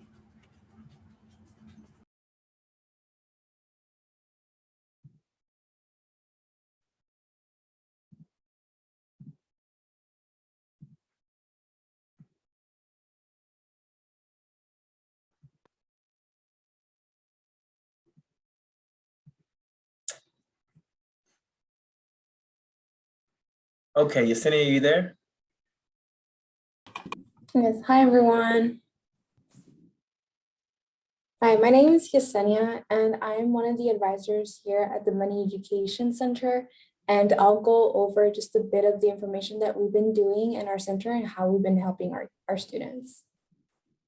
Okay, so back in 2018, we had sent out a survey to a population of about 2,000 students all across campus, and we got some interesting results. So just to kind of start off, here at our center, we tend to focus a lot more on financial security, financial wellness. So essentially what that looks like is understanding that we are able to cover our necessities. We're able to just be financially secured in a day-to-day basis, monthly basis. We're able to cover our expenses today, tomorrow, every month, and not feel like we don't have enough money to cover expenses for rent, food being one of those, and like other necessities as well. Our survey, or the survey that we sent out last spring or 2 springs ago in 2018, we saw that 28% of students run out of money 3 times more in the past 3 years. And we're currently in the works of sending out a new survey or just building something new for what we've seen in the past year with COVID. But then 47% of students said that they were having trouble getting just $500, $800 in cash without, touching other savings accounts. So whenever we, reach at the beginning of each semester, when it's like our peak season in financial aid, sometimes students do have to resort to student loans to cover other necessities like housing and food. And so before students have to take out loans, as a center, we want to reach out to those students first and see what other programs around campus we can advocate for so that they don't have to go to the extreme needs of taking out student loans and owing that money back with interest and so on and so forth. Next slide, please. Okay, so this slide kind of goes a little bit more into what our necessities look like. This is just the financial stress that people may feel on a monthly basis, not being able to afford food, able to afford a roof over their heads, transportation, and even healthcare.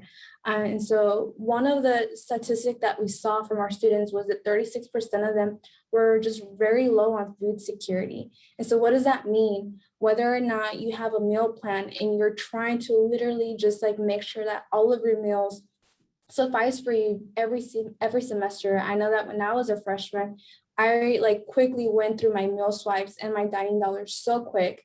And I had Block 100, I believe, and I didn't know about campus resources. And so I had to, take bus 27, go to HEB, buy my groceries and kind of for the first time as a first-gen student, understand and compare prices and nutrition facts and that kind of stuff. And even if you don't have a meal plan, transitioning students from first year living on campus to off-campus living, again, they might be, going through that first initial shock of buying groceries for the first time since mom and dad were probably the ones buying food at home.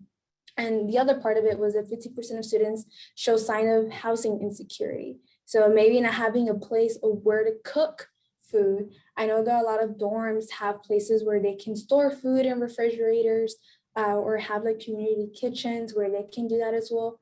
But then again, like where they're going to be able to get the money to buy pots and pans, to buy food and that kind of stuff. So kind of like leaning more towards the financial wellness that our center promotes.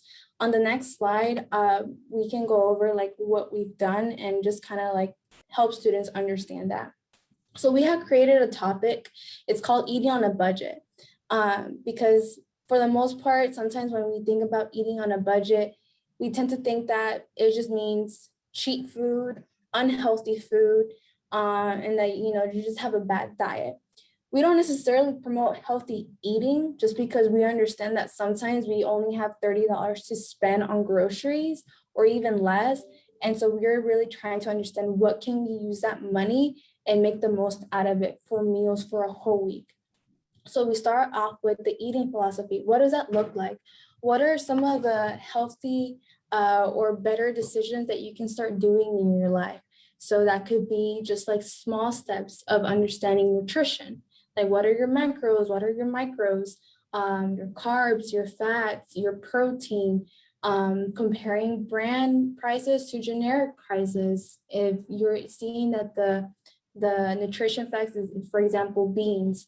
If you see a bag of beans that is like $1 compared to like almost $3, what are you really buying? Are you really buying the bag of beans that cost you $3 because of the name brand? It's just beans, right? And so like we try to help them understand that as well. Preparation, so that food doesn't go to waste.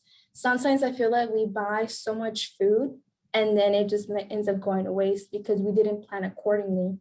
We forgot that for Wednesday night, we were gonna go have dinner with some friends or whatever the case is. Looking and understanding what your calendar and schedule looks like can help you better understand, okay, I'm mostly on the go on the mornings, maybe something small but fulfilling can keep me going for the rest of the day. So that again, we help them understand what are the things that they should be buying that can make every dollar count or every penny count. The shop or creating a food budget. We go over like different websites. If you have like, for example, $40 that you only need to spend for the week on groceries, we show them to go to HEB website, just, pretend that you're going to buy a lot of things online. You can see in your cart what the total might be.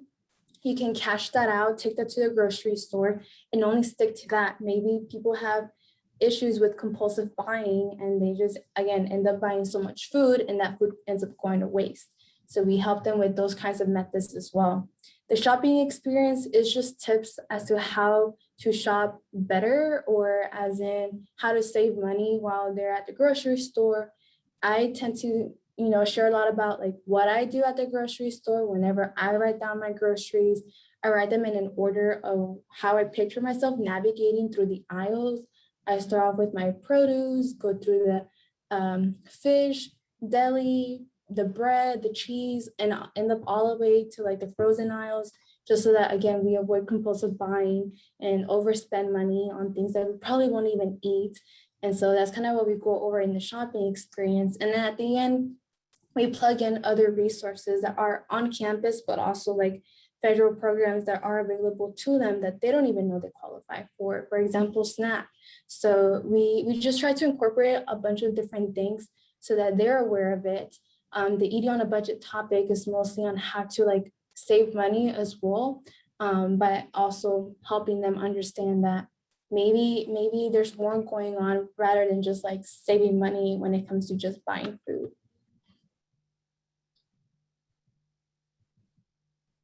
That is it. Yesenia, thank you so much. That was some amazing information. I hope that you all were able to take in that information, and there are great resources on campus. So Yesenia, thank you again. Does anyone have any questions for Yesenia before we move to the next presenter?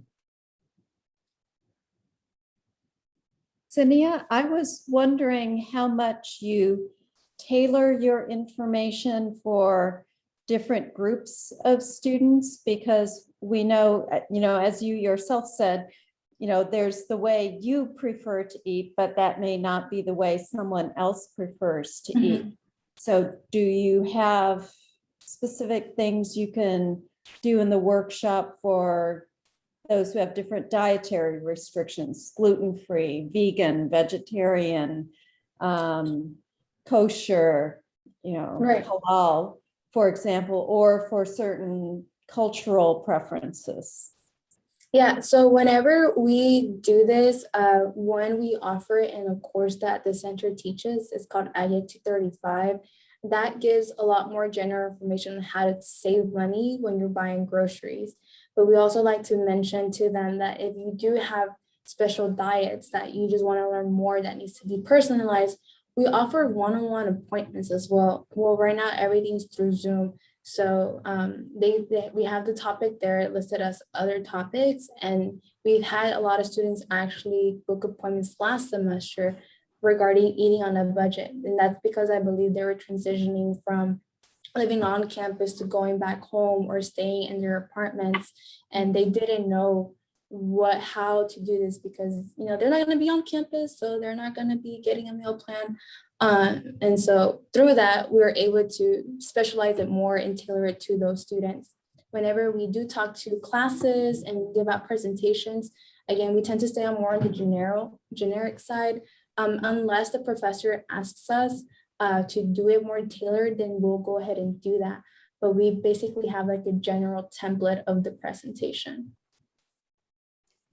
Have you ever been able to connect students who you do the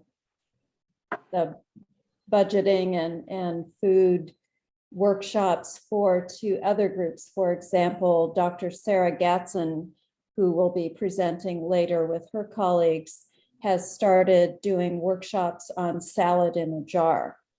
So, there's a variety of groups, including AgriLife 101, that have video cooking classes or live workshops and things like that.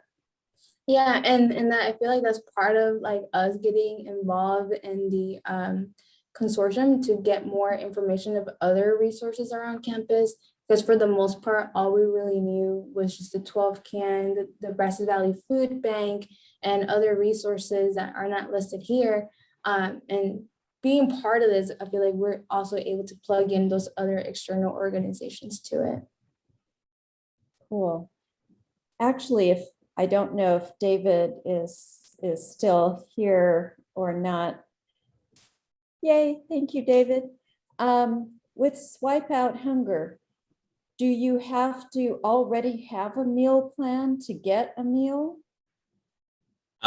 That probably is a better question for Megan, as she is the one that distributes them. But as far as I know, you do not need them. As long as there's that need, you're available to get them.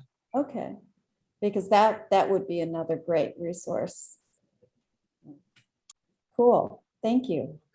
So thank you again, Yesenia. We're a little bit behind, and we want to get some of our presenters to present because I know that Flora has to leave at 4. I know Dan has a tight schedule. If any of you all, we want to get you all in because you all have such great information to share. So can we move to Kimberly now? Let me our next presenter.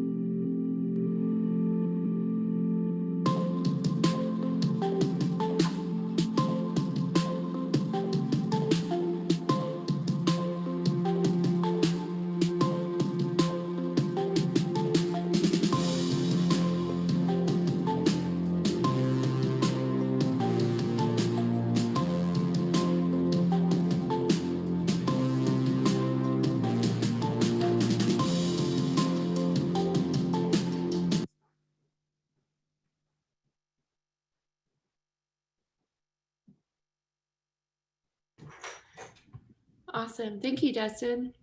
Hey everyone, I'm Kim McPoe. I want to talk to you guys today about canceling homelessness. This is a project that I did last month with Dan Canary, who you all are going to hear from here shortly. He's the founder of Tiny Hope Village.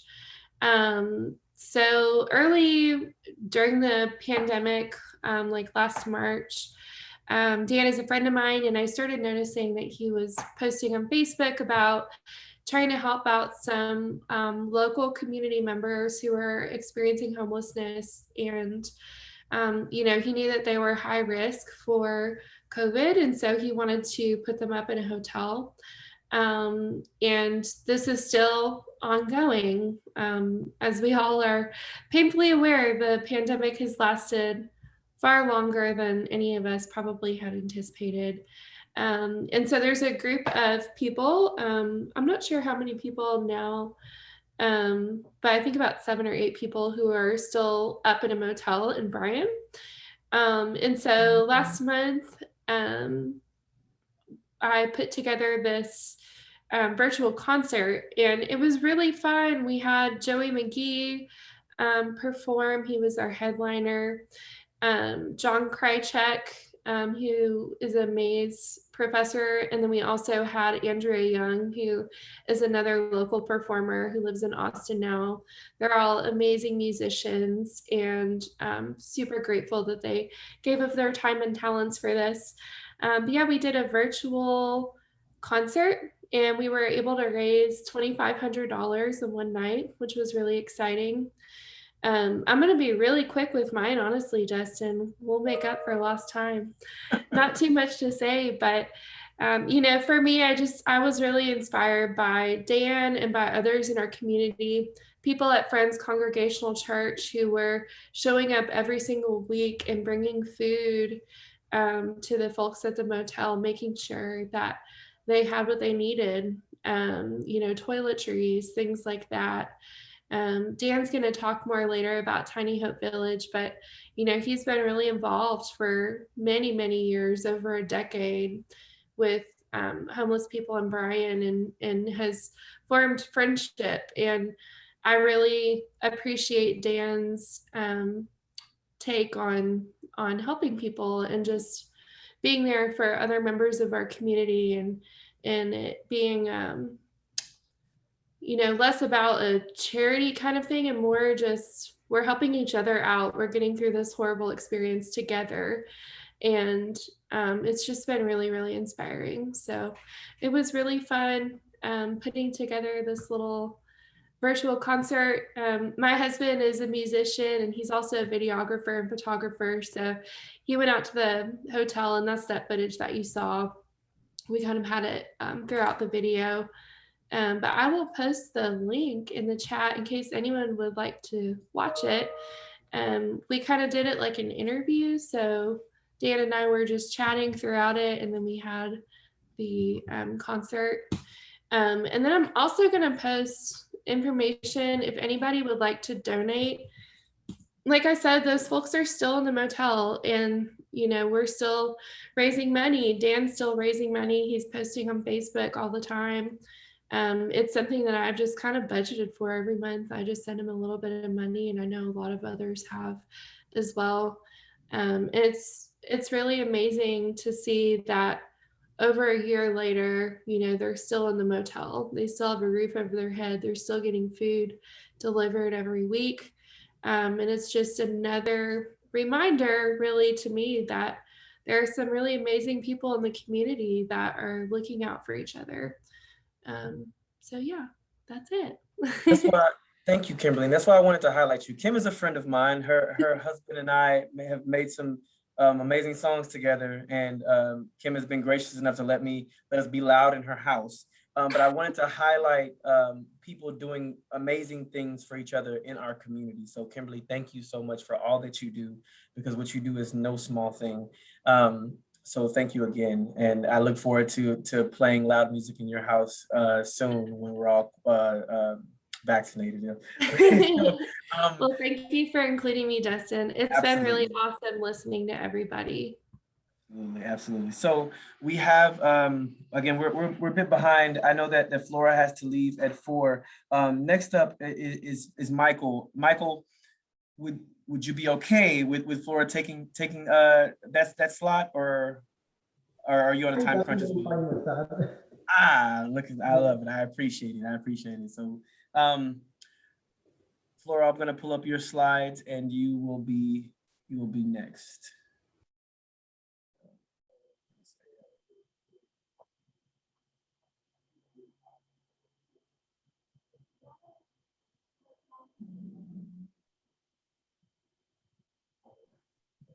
Okay, so I'll go ahead and get started. Thank you so much for allowing me to move up just a bit. My name is Flora Williams. I'm with Texas A&M AgriLife Extension, and we're kind of new to the table to the Hunger Consortium, but we're definitely here to help make a difference in any way that we can.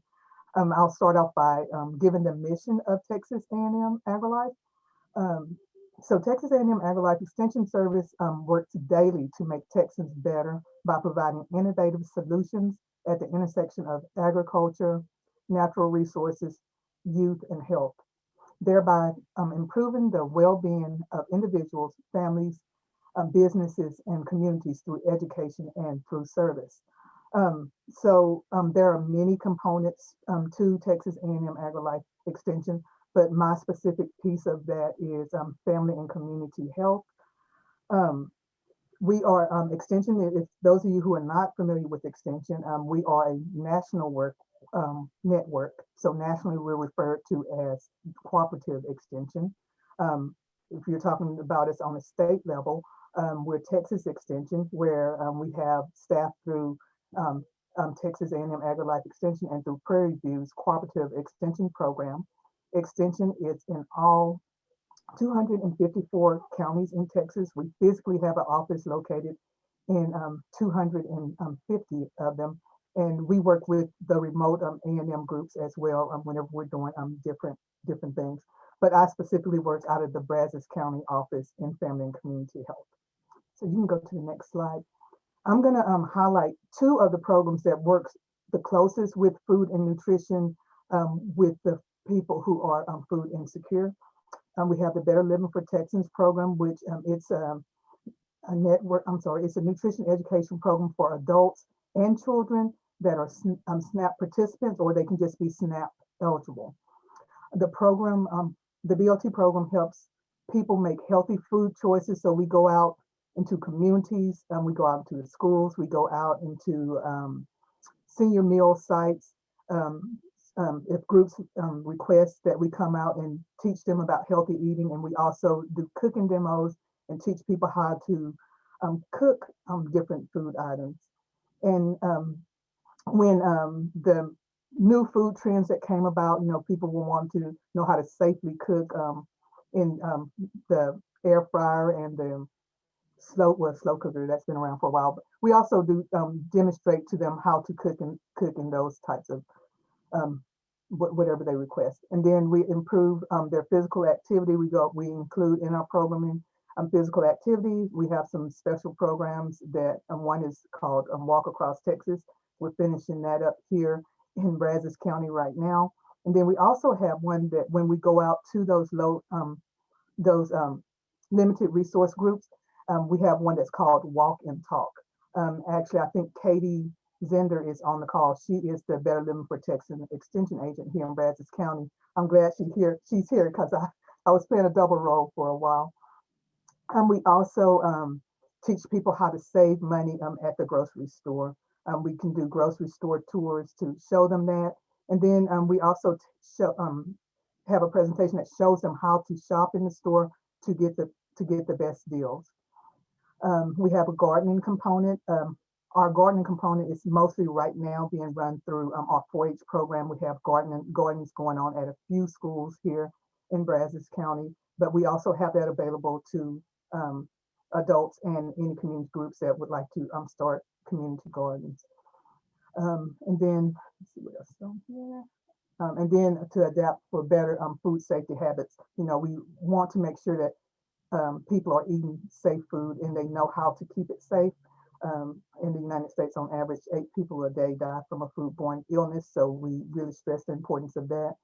And then just a little bit on our 4-H program. It's delivered, again, that's also nationwide. It's a community of more than 100,000 100 public universities across the nation. And here in the Texas, again, that's Prairie View A&M University and Texas A&M University and system. And children learn by doing. So when youth join 4-H, they choose their interest area that they want to learn in. And the most popular one here in Brazos County, pretty much in Texas, outside of the animal projects, is food and nutrition. And once they choose a project, they have to do community service projects within that project. And so we assist with a lot of food drives. The youth are learning how to garden. They didn't quite get it this year, but they started learning this year. We have a few carrots that made it. So we have a long history of teaching children how to get out into their community and make a difference. And we even use Texas A&M University students to come help judge the different competitions, because there's food shows that they can compete in, food challenges. So we use the students to come in and do that. Later this year, we have 2 interns who are coming from Texas A&M, and those are paid internships. So that's another opportunity if they're looking for ways to make more money so that they can get food. And we do have internships that they would have to go through an interview process to get those. Those are open not only to Texas A&M students, but to Blinn students as well. But we just give kids a voice to express and how to live in their communities. And with kids, their parents come too. So we also have access to the kids.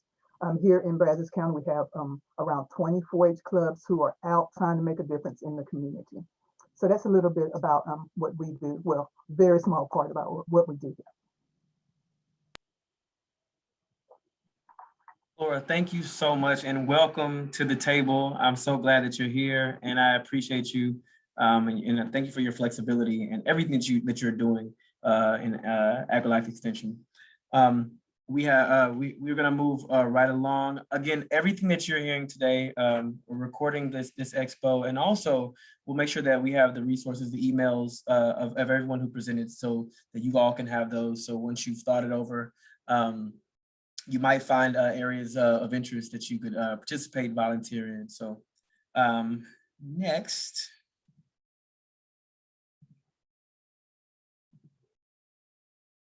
We're gonna go with Montaigne. Okay.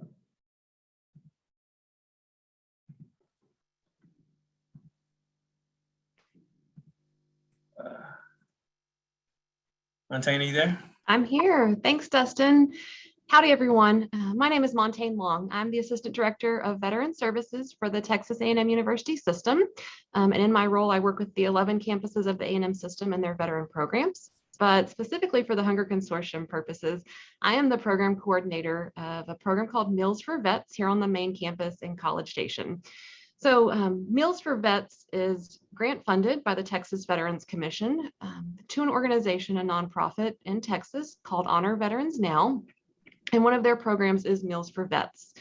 So what we do is we provide student veterans who meet certain eligibility requirements, a meal plan where they can get 5 free meals per week at any dining hall on campus.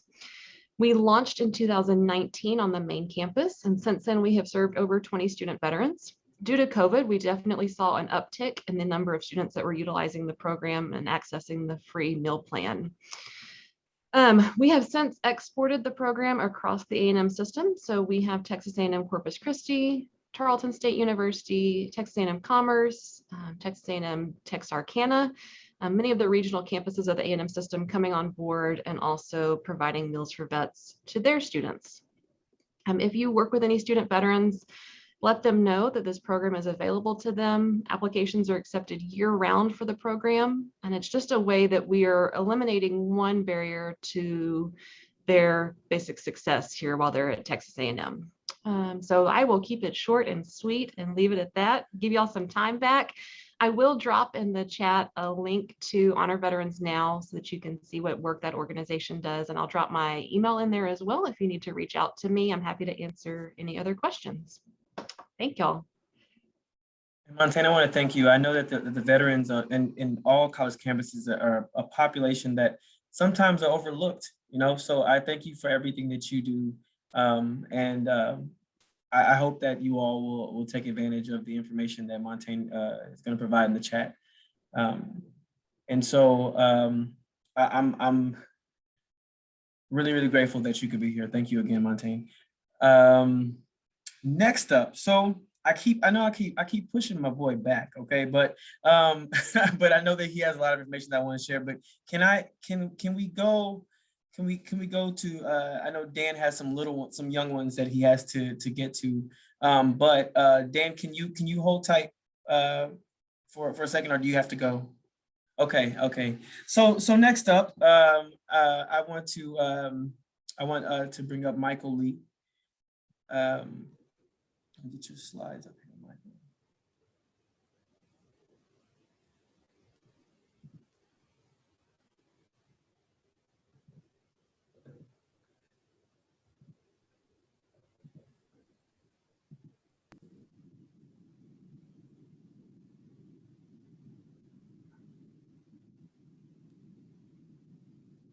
Okay, Michael.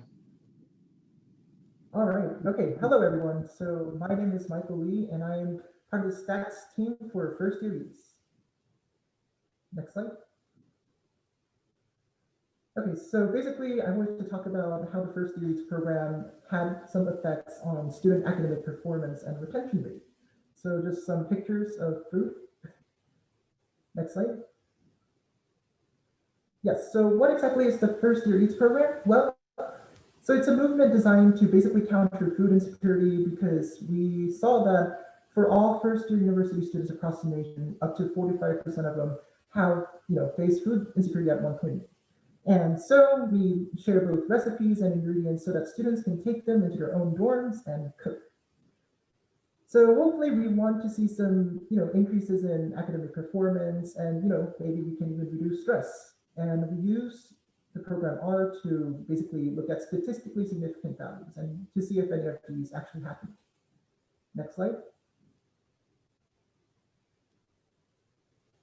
Yes, so the first thing I wanted to look at was how the GPA changed, and just looking at all of the factors, including whether they were in first year reads or not.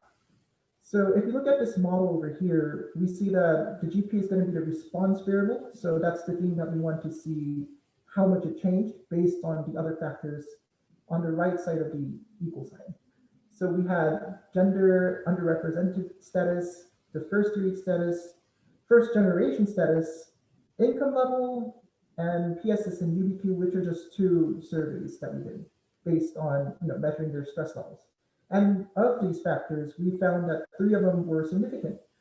So we see underrepresented status, first year read status, and first gen status being significant. And of these 3, first year reads actually showed a positive trend in predicting GPA. So we see around a 0.309 increase in those who were in first year reads versus those who are not in regards to GPA. And the second value that we see in the parentheses, which is the p-value, is just basically how significant is this change. Next slide.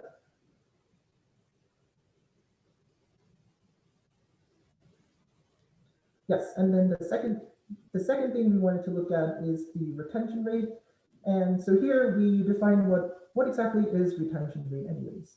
Well, we use 2 definitions, and the first is have these students return for their 12th day of classes.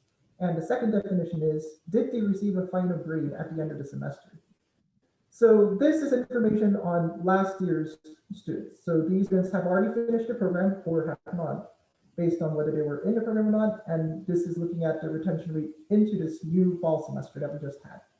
So if we look at the first definition, of the 122 first year students, we saw that 119 of them were retained and 3 were not. And for the 108 non-first year students that we looked at, 103 of them were retained and 5 were not. So we do not see any significance. And then we moved on to the second definition. And this time we see that 120 of the 122 first-year eats were retained, and only 101 out of 108 non-first-year eats were retained. And this was really significant. And so we can conclude that based on these data that we had for first-year eats versus non-first-year eats, we can see an improvement in both GPA and retention rate. Thank you.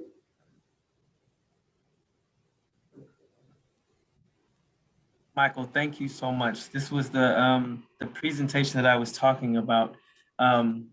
First Year Eats is showing that through this compassionate eating and helping students who are food insecure, that GPAs are definitely increasing. And I told Michael this, and I told Dr. Dada this. I am not a numbers person, so to see the numbers and to see them explained to me, that plainly helps me a whole lot. So thank you so much, Michael. Does anyone have any questions for Michael before we move on? And again, I know we're behind, but there may be some questions for you, Michael. If you don't have any questions to ask, you may put them in the chat. And if you don't think of them now, you can ask later. You can email myself, and I'll relay them to Michael or Dr. Dada or whoever I need to get them to have your question answered. So we're going to move right along. Next up, Dan Canary. Let me pull your slide up. PowerPoint is doing some really interesting things when I go to full screen. So please bear with me.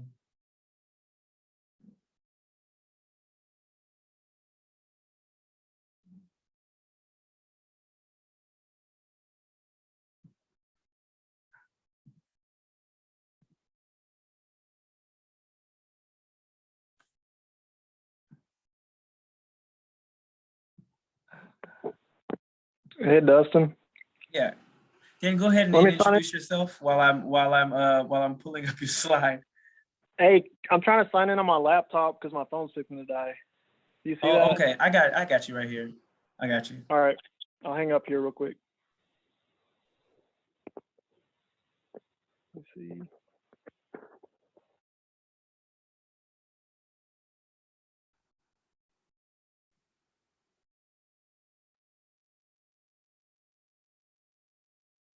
My gosh. Okay, 1 second, y'all.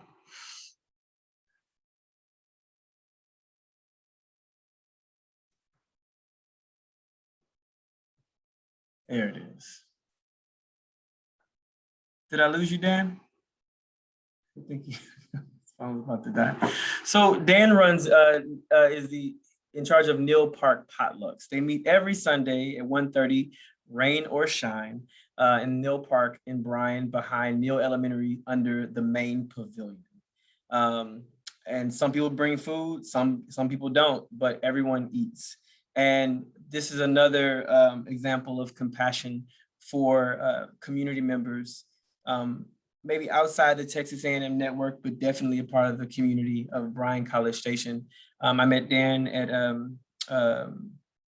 at Friends Congregational Church, and he is someone who he definitely walks the walk. And again, if you're interested in going out to the Neal Park potluck, please, safely, also always, Sundays at 1:30, rain or shine, or snow or hail. You know, we got all kinds of weather here in the Bryan College Station. So I'll make sure to put that information in the compiled information file that I send out after this expo. So shout out to Dan doing some amazing things for people in the community. And next up, we'll have Sarah and Allie. Second.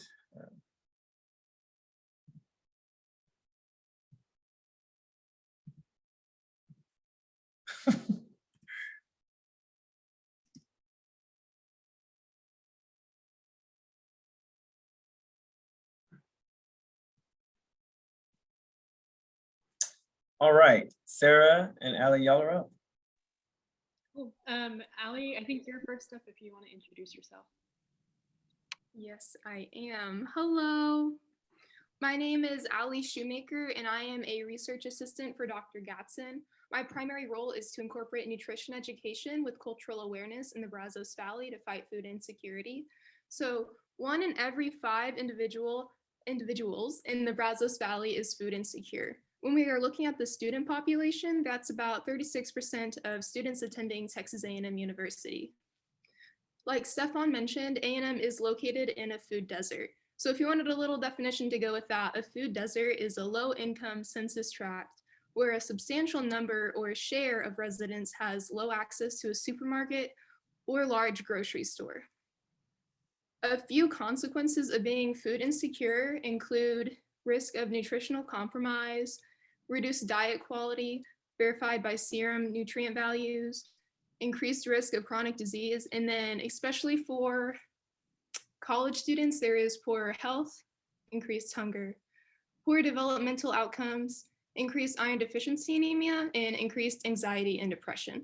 So the purpose of Everybody Eats is to utilize sustainable agriculture to increase food security on campus and in the surrounding community. So nutrition education will help empower healthier food choices on a budget. Our target population is A&M students in the surrounding areas, particularly working with WIC and first-year eats. A recent cross-sectional study identified the dietary intake of low-income adults showed less whole grain foods, more fruit juice, red and processed meats, and sugar-sweetened beverages were consumed. The findings encourage more nutrition education to target this population. So it's important to note that nutrition education is not the only factor that plays a role in food choices. Other factors that impact food choices that are not related to nutrition education include safe storage and ability to prepare foods safely, culturally appropriate foods, unfamiliar foods, and access, and access in a socially acceptable way. So grocery stores, growing it yourself, or food banks. So delivering effective evidence-based nutrition education to individuals in the Brazos County will help improve the likelihood of an individual purchasing more whole foods with confidence. So when I say whole foods, I'm not just talking about fresh produce, but also frozen and canned, as well as utilizing these ingredients in dishes and preparing meals safely. To reach our target population in the Brazos Valley, we saw an increased need to provide educational resources in Spanish and English. This allows us to better serve our community by removing this large language barrier. Our current interventions include utilizing reused glass jars to make quick and nutritious on-the-go salads, and providing garden kits to WIC clients and students on campus. With both of these interventions, nutrition education handouts, including recipes describing different vegetables and herbs and how they're used, are included, as well as gardening information and how to read nutrition facts label, which Sarah will be discussing shortly. So it's important to note that the shoeboxes used in the handouts for these kits were crowdsourced, and the jars were clean and sanitized pasta jars. So we're always looking for ways to incorporate sustainable resourcing with sustainable agriculture. Due to the pandemic, we have seen an increased need of providing nutrition and horticulture education on an online platform. So we are able to reach more people, essentially. We are currently working on updating our website to include all of these handouts, as well as closed caption videos in English and Spanish to reach more individuals in our community. The prepared boxes that you can see on the screen will be accessible to those who would like to pick them up and go along with the online education. In these boxes, everything an individual would need to make a salad in a jar or prepare a garden kit successfully is included. We're currently working on results for our interventions, but based off of our recent events, we do believe our interventions are beneficial in increasing knowledge of nutrition and increased confidence when purchasing and preparing foods. Next slide, please.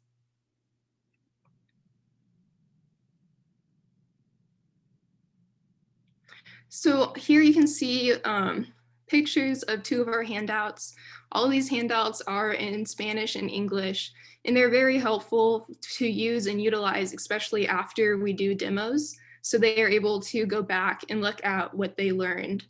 And then you can see how much we love seeds. Seeds are amazing. They give us food. And then at the bottom, you'll see pictures from our salad in a jar demo day. So we're able to show them how to create a salad in a jar, and also different supplies and produce the participants received after the event occurred.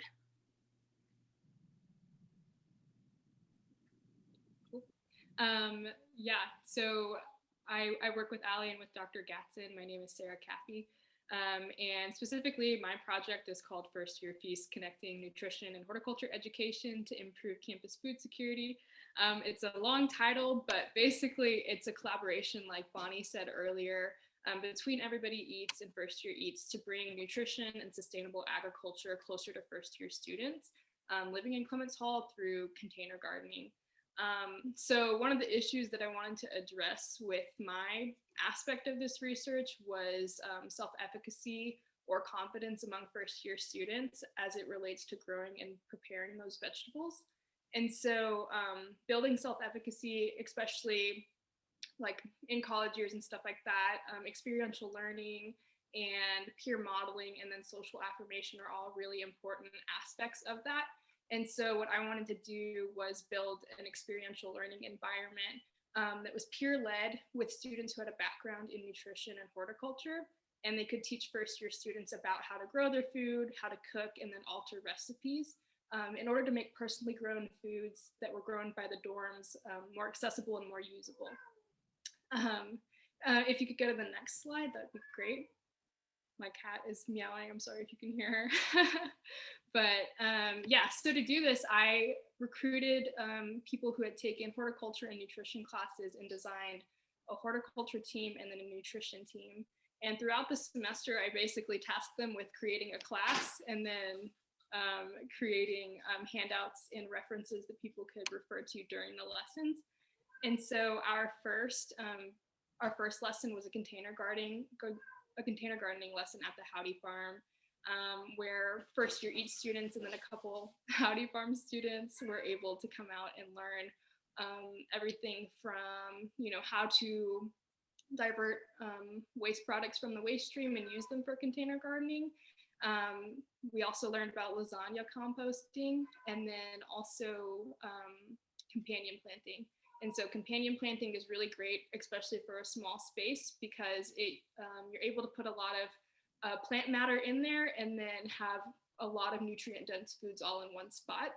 So you can see at the bottom, on the bottom left, that's one of the progress pictures of the container gardens that we have. And then the next event that we had, Ali helped us out. She mentioned the salad in a jar demo that she did. And basically we did a salad in a jar demo and then nutrition education. And so we started the event off with my students doing a nutrition lesson based off of the Academy of Nutrition and Dietetics National Nutrition Month principles. So some of those principles that they wanted people to learn and that were most important for populations were learning how to use the nutrition facts label, hydrating healthfully, so looking at water that's in food, and then plenty of other principles as well that they covered. And so with that, Ali got to talk about how to incorporate the vegetables that we were growing that could provide all of these nutrients into the salad in a jar. And then the last event that we did was actually a few weekends ago, and we did a container garden installation at Clements Hall, right outside of where the first year Eat students live.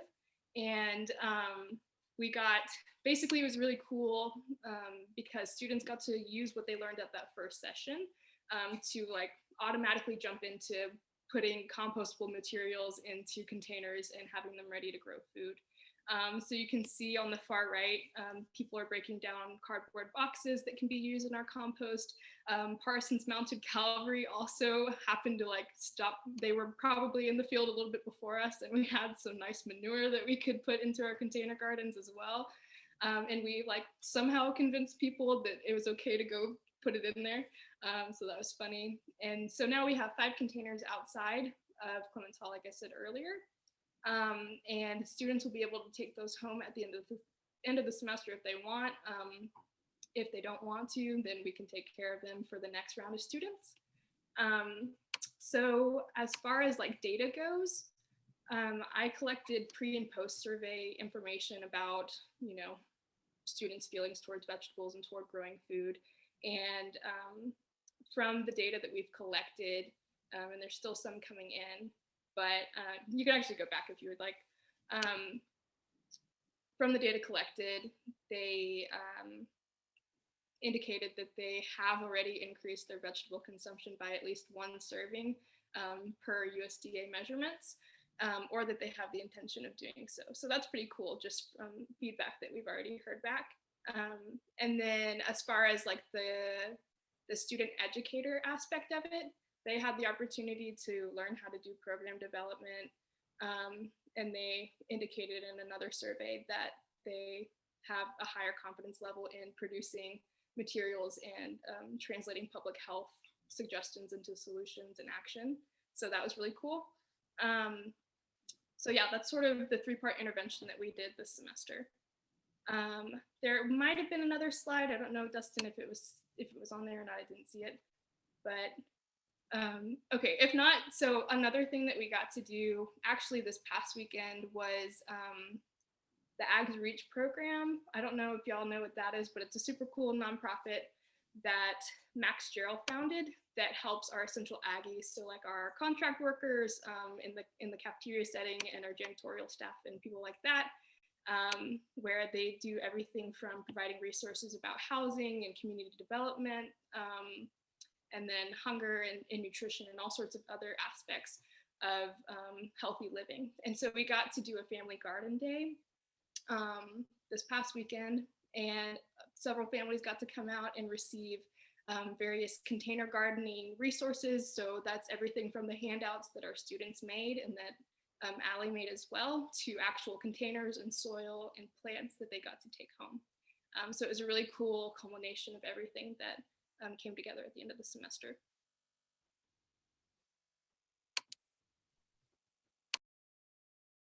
That's awesome.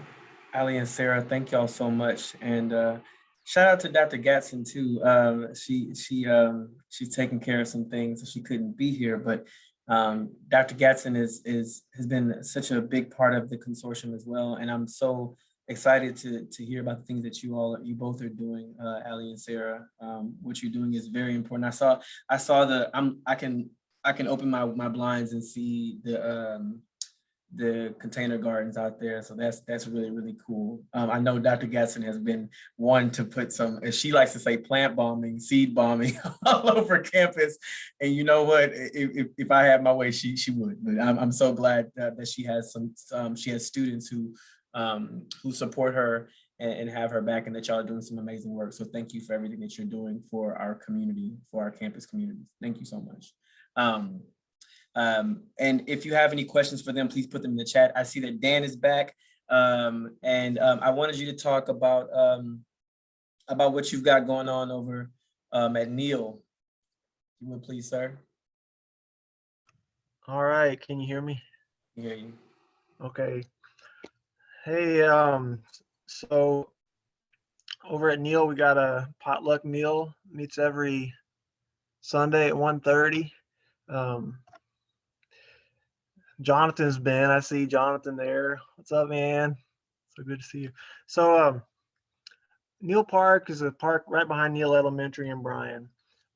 We learned that there were folks experiencing homelessness hanging out there, and we started organizing potluck meals. Anybody can bring food.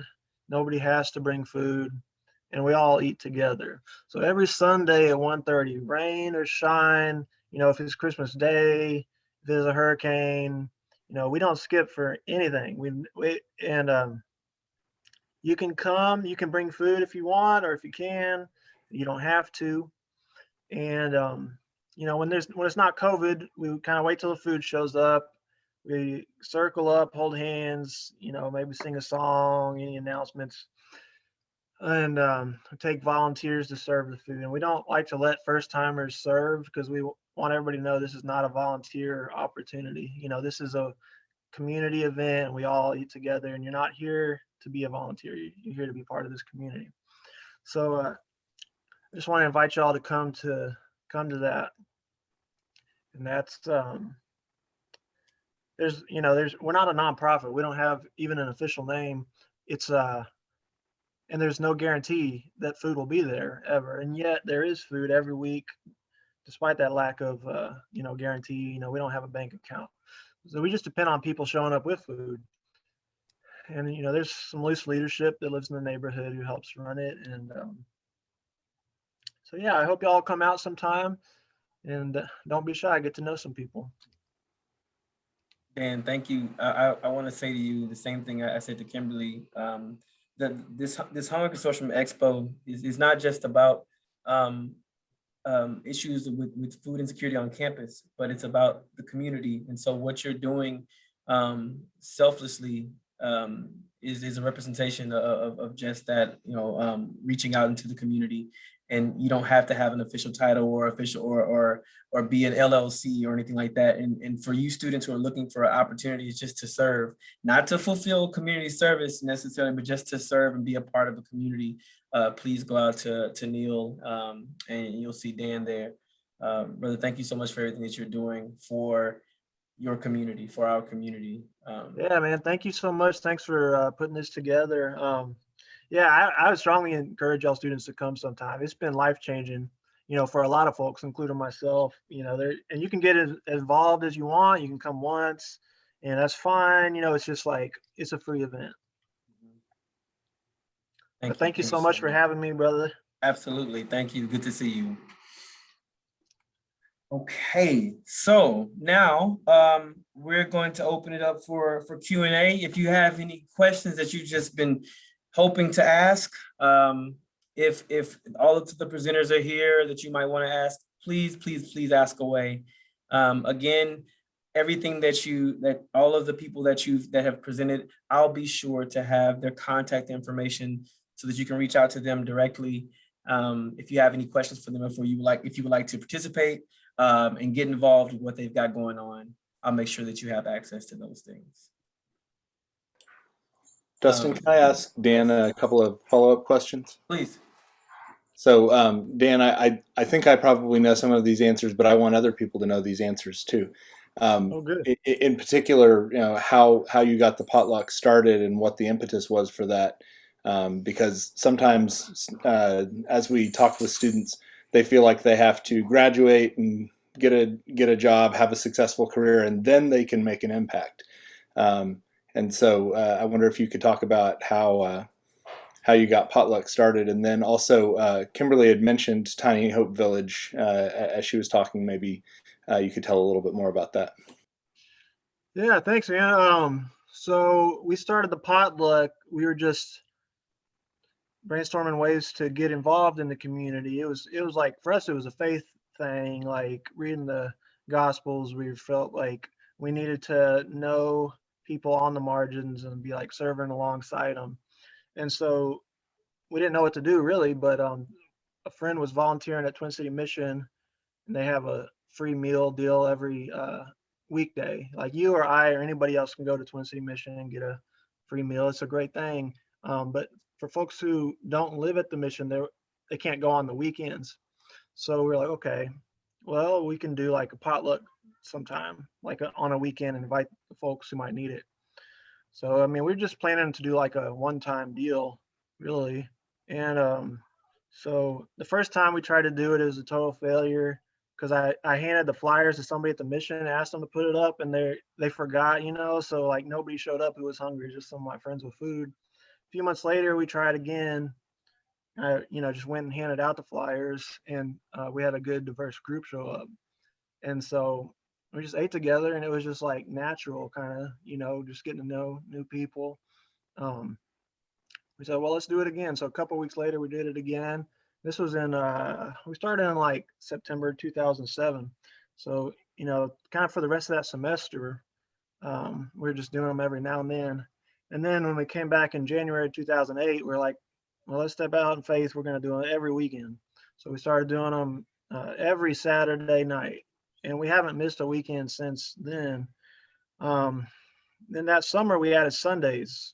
So we were doing them Saturdays and Sundays. So we went about maybe 7 or 8 years doing Saturday and Sunday, Saturday evening dinner, Sunday lunch. Then we cut out Saturdays because not that many people were coming. And so It's crazy that food continues to show up every week, but it always does. You know, with little or no, the organization is just making sure dishes show up. So that's kind of the deal with that. I mean, I was a biology major from the white suburbs of Belton. You know, like and this is in a black neighborhood, and it's dealing with homelessness, which is a whole nother thing. And you know, so you know, I had to just learn by, you know, stepping out. Um, and you know, some students come once, some students, you know, there was one group of guys, they took a homeless man home with them and he lived with them for months, you know, like there's no rules except like no violence or whatever. So that's that. And then, yeah, Kim had mentioned Tiny Hope Village. So about 3 years ago, we started a nonprofit, me and some folks, and we just fundraised to buy land to build a community of homes for folks who we knew through the potlucks and just folks who are homeless in the community. And so, you know, we just kind of had the idea that we'd got from other places that were doing it, and formed a nonprofit, started fundraising and looking for land. And a couple Octobers ago, we bought 7 acres right out near Hearn, like 25 minutes from downtown Bryan. We couldn't afford nothing, you know. College Station, Bryan, like property values are like through the roof, you know. So, but we bought 7 acres of land next to Hearn, and then start working on getting the infrastructure in, and we're building a community of 24 homes, and it's going to be permanent housing, not like you can stay here for 2 months or 2 years, but like you could live here your whole life. And we're going to have supports in place where really we're like the community who's living there is going to be supporting one another, and folks who don't live there, you know, are going to be involved. And to take care of just like, first of all, the need of permanent housing. Second of all, you know, food and the other basic necessities, transportation. You know, we're going to have vehicles and access, you know, doing what we can to provide access to healthcare, counseling, et cetera, you know, just to try and meet the special needs of folks who've been chronically homeless. Because there's a lot of transitional housing programs that are really good for a lot of people. You know, like you can fall, you're doing all right, but then something happens, you fall into homelessness, you know, you maybe you'll succeed through the mission or maybe, you know, one of these other programs. But for a lot of folks, that just doesn't work. It doesn't meet the needs of everybody. And that's what we're trying to do. You know, we're aiming for folks who end up on the streets over and over again, trying to do permanent housing community where we're living together and supporting each other. Saying we need lots of money for it. So, you know, if you got like $5, you want to, you know, go to our little Facebook page, because we're trying to raise money to build the houses now. We got the money for the first community building. We started construction, but, you know, we're trying to fundraise up front instead of take out loans and pay all this interest and stuff. So, yeah. Hey, Dan, one more thing I wanted to ask you about, just so others know. You guys are doing a volunteer event on Saturday, correct? yes, this Saturday from 10 o'clock a.m. until 2:30, we're going to be out there just doing some work on the land. We're renting a big old dumpster. You know, there's still some trash out there we're cleaning up. We're going to be taking out a fence line, some other stuff too. So if you want to come to that, you know, you should check us out on Facebook. It's got all that info. But if you want to come to that, you know, there's poison ivy and stuff. So wear long pants and, you know, some gloves. We got some gloves, but you might want to bring stuff like that. But yeah, that's a, you know, you can come out, we'll give you a tour of the place. You know, you can kind of get in your mind where the stuff's going to be. It's really beautiful. It's like right on the city limits, but it's kind of in the country.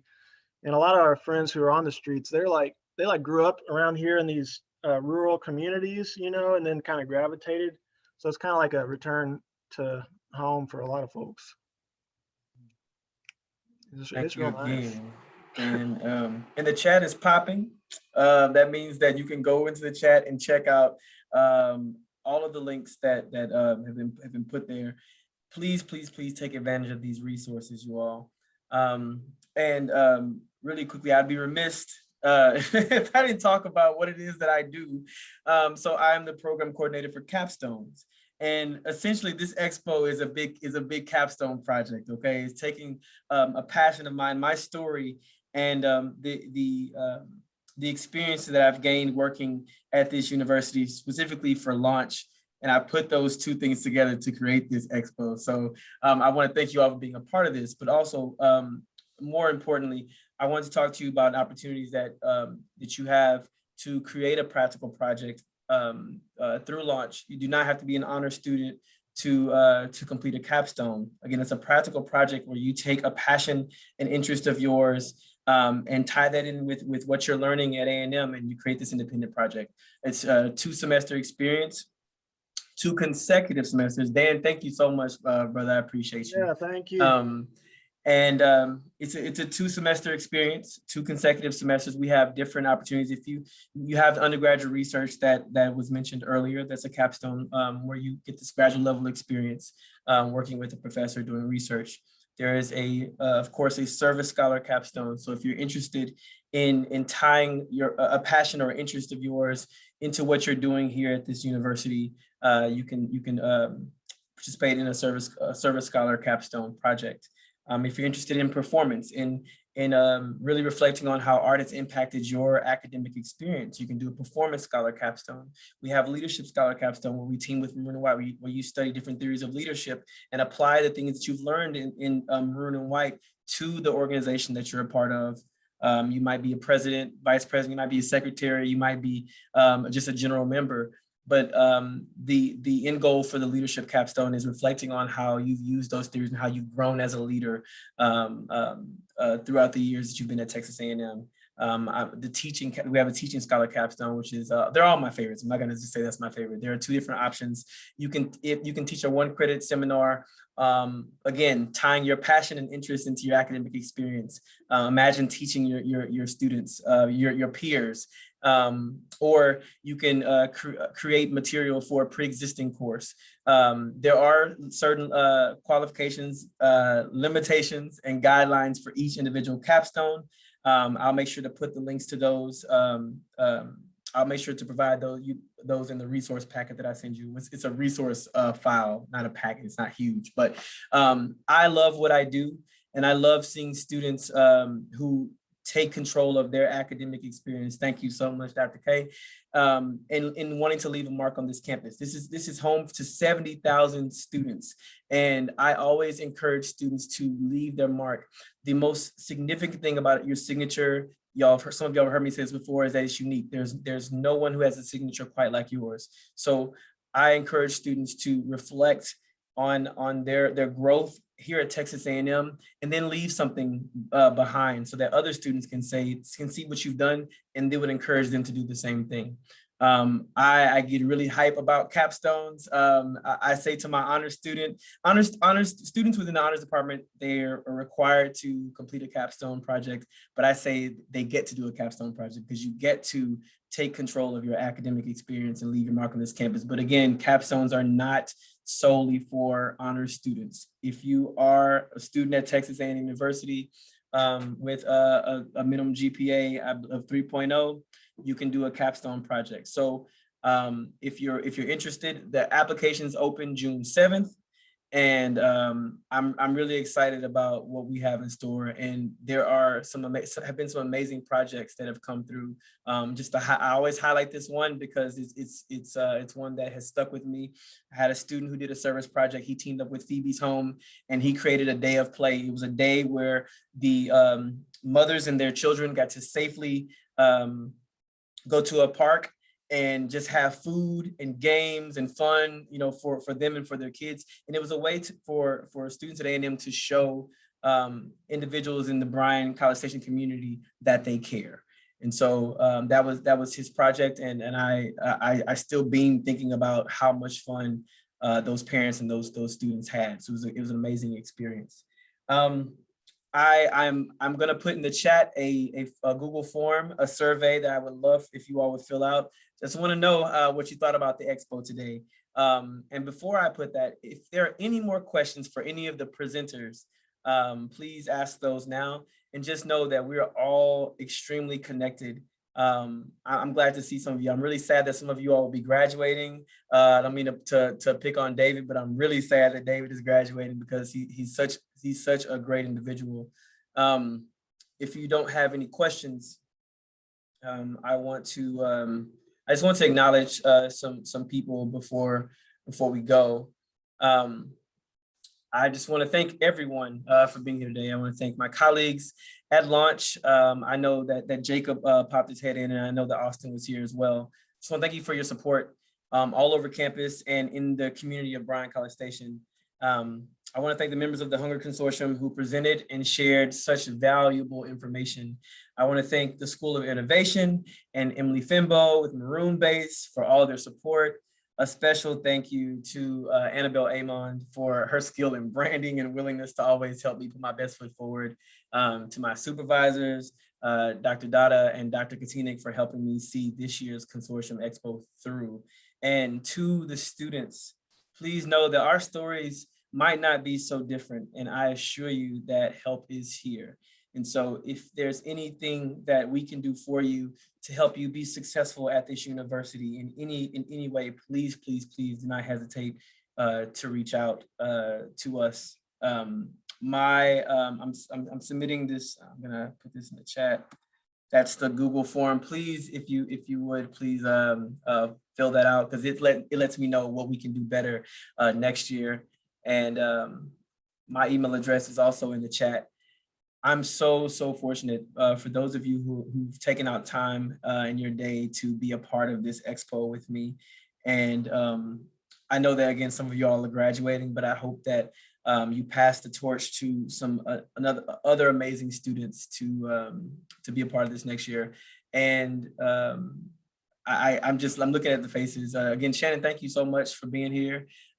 It's my goal. One of my goals is to make sure that we reach out to the community and outside of the walls of A&M and into Bryan College Station and surrounding cities, because it's necessary, to be true citizens in this community, to reach out, outside of the campus. So thank you for being here. Do y'all have anything else? Any comments? Anything for me before we go?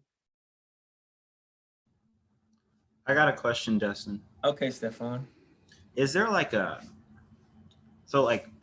directory of all these people, like in like kind of like a summary of like what they do kind of thing? Just because I've been listening, and like that whole salad in a jar thing, and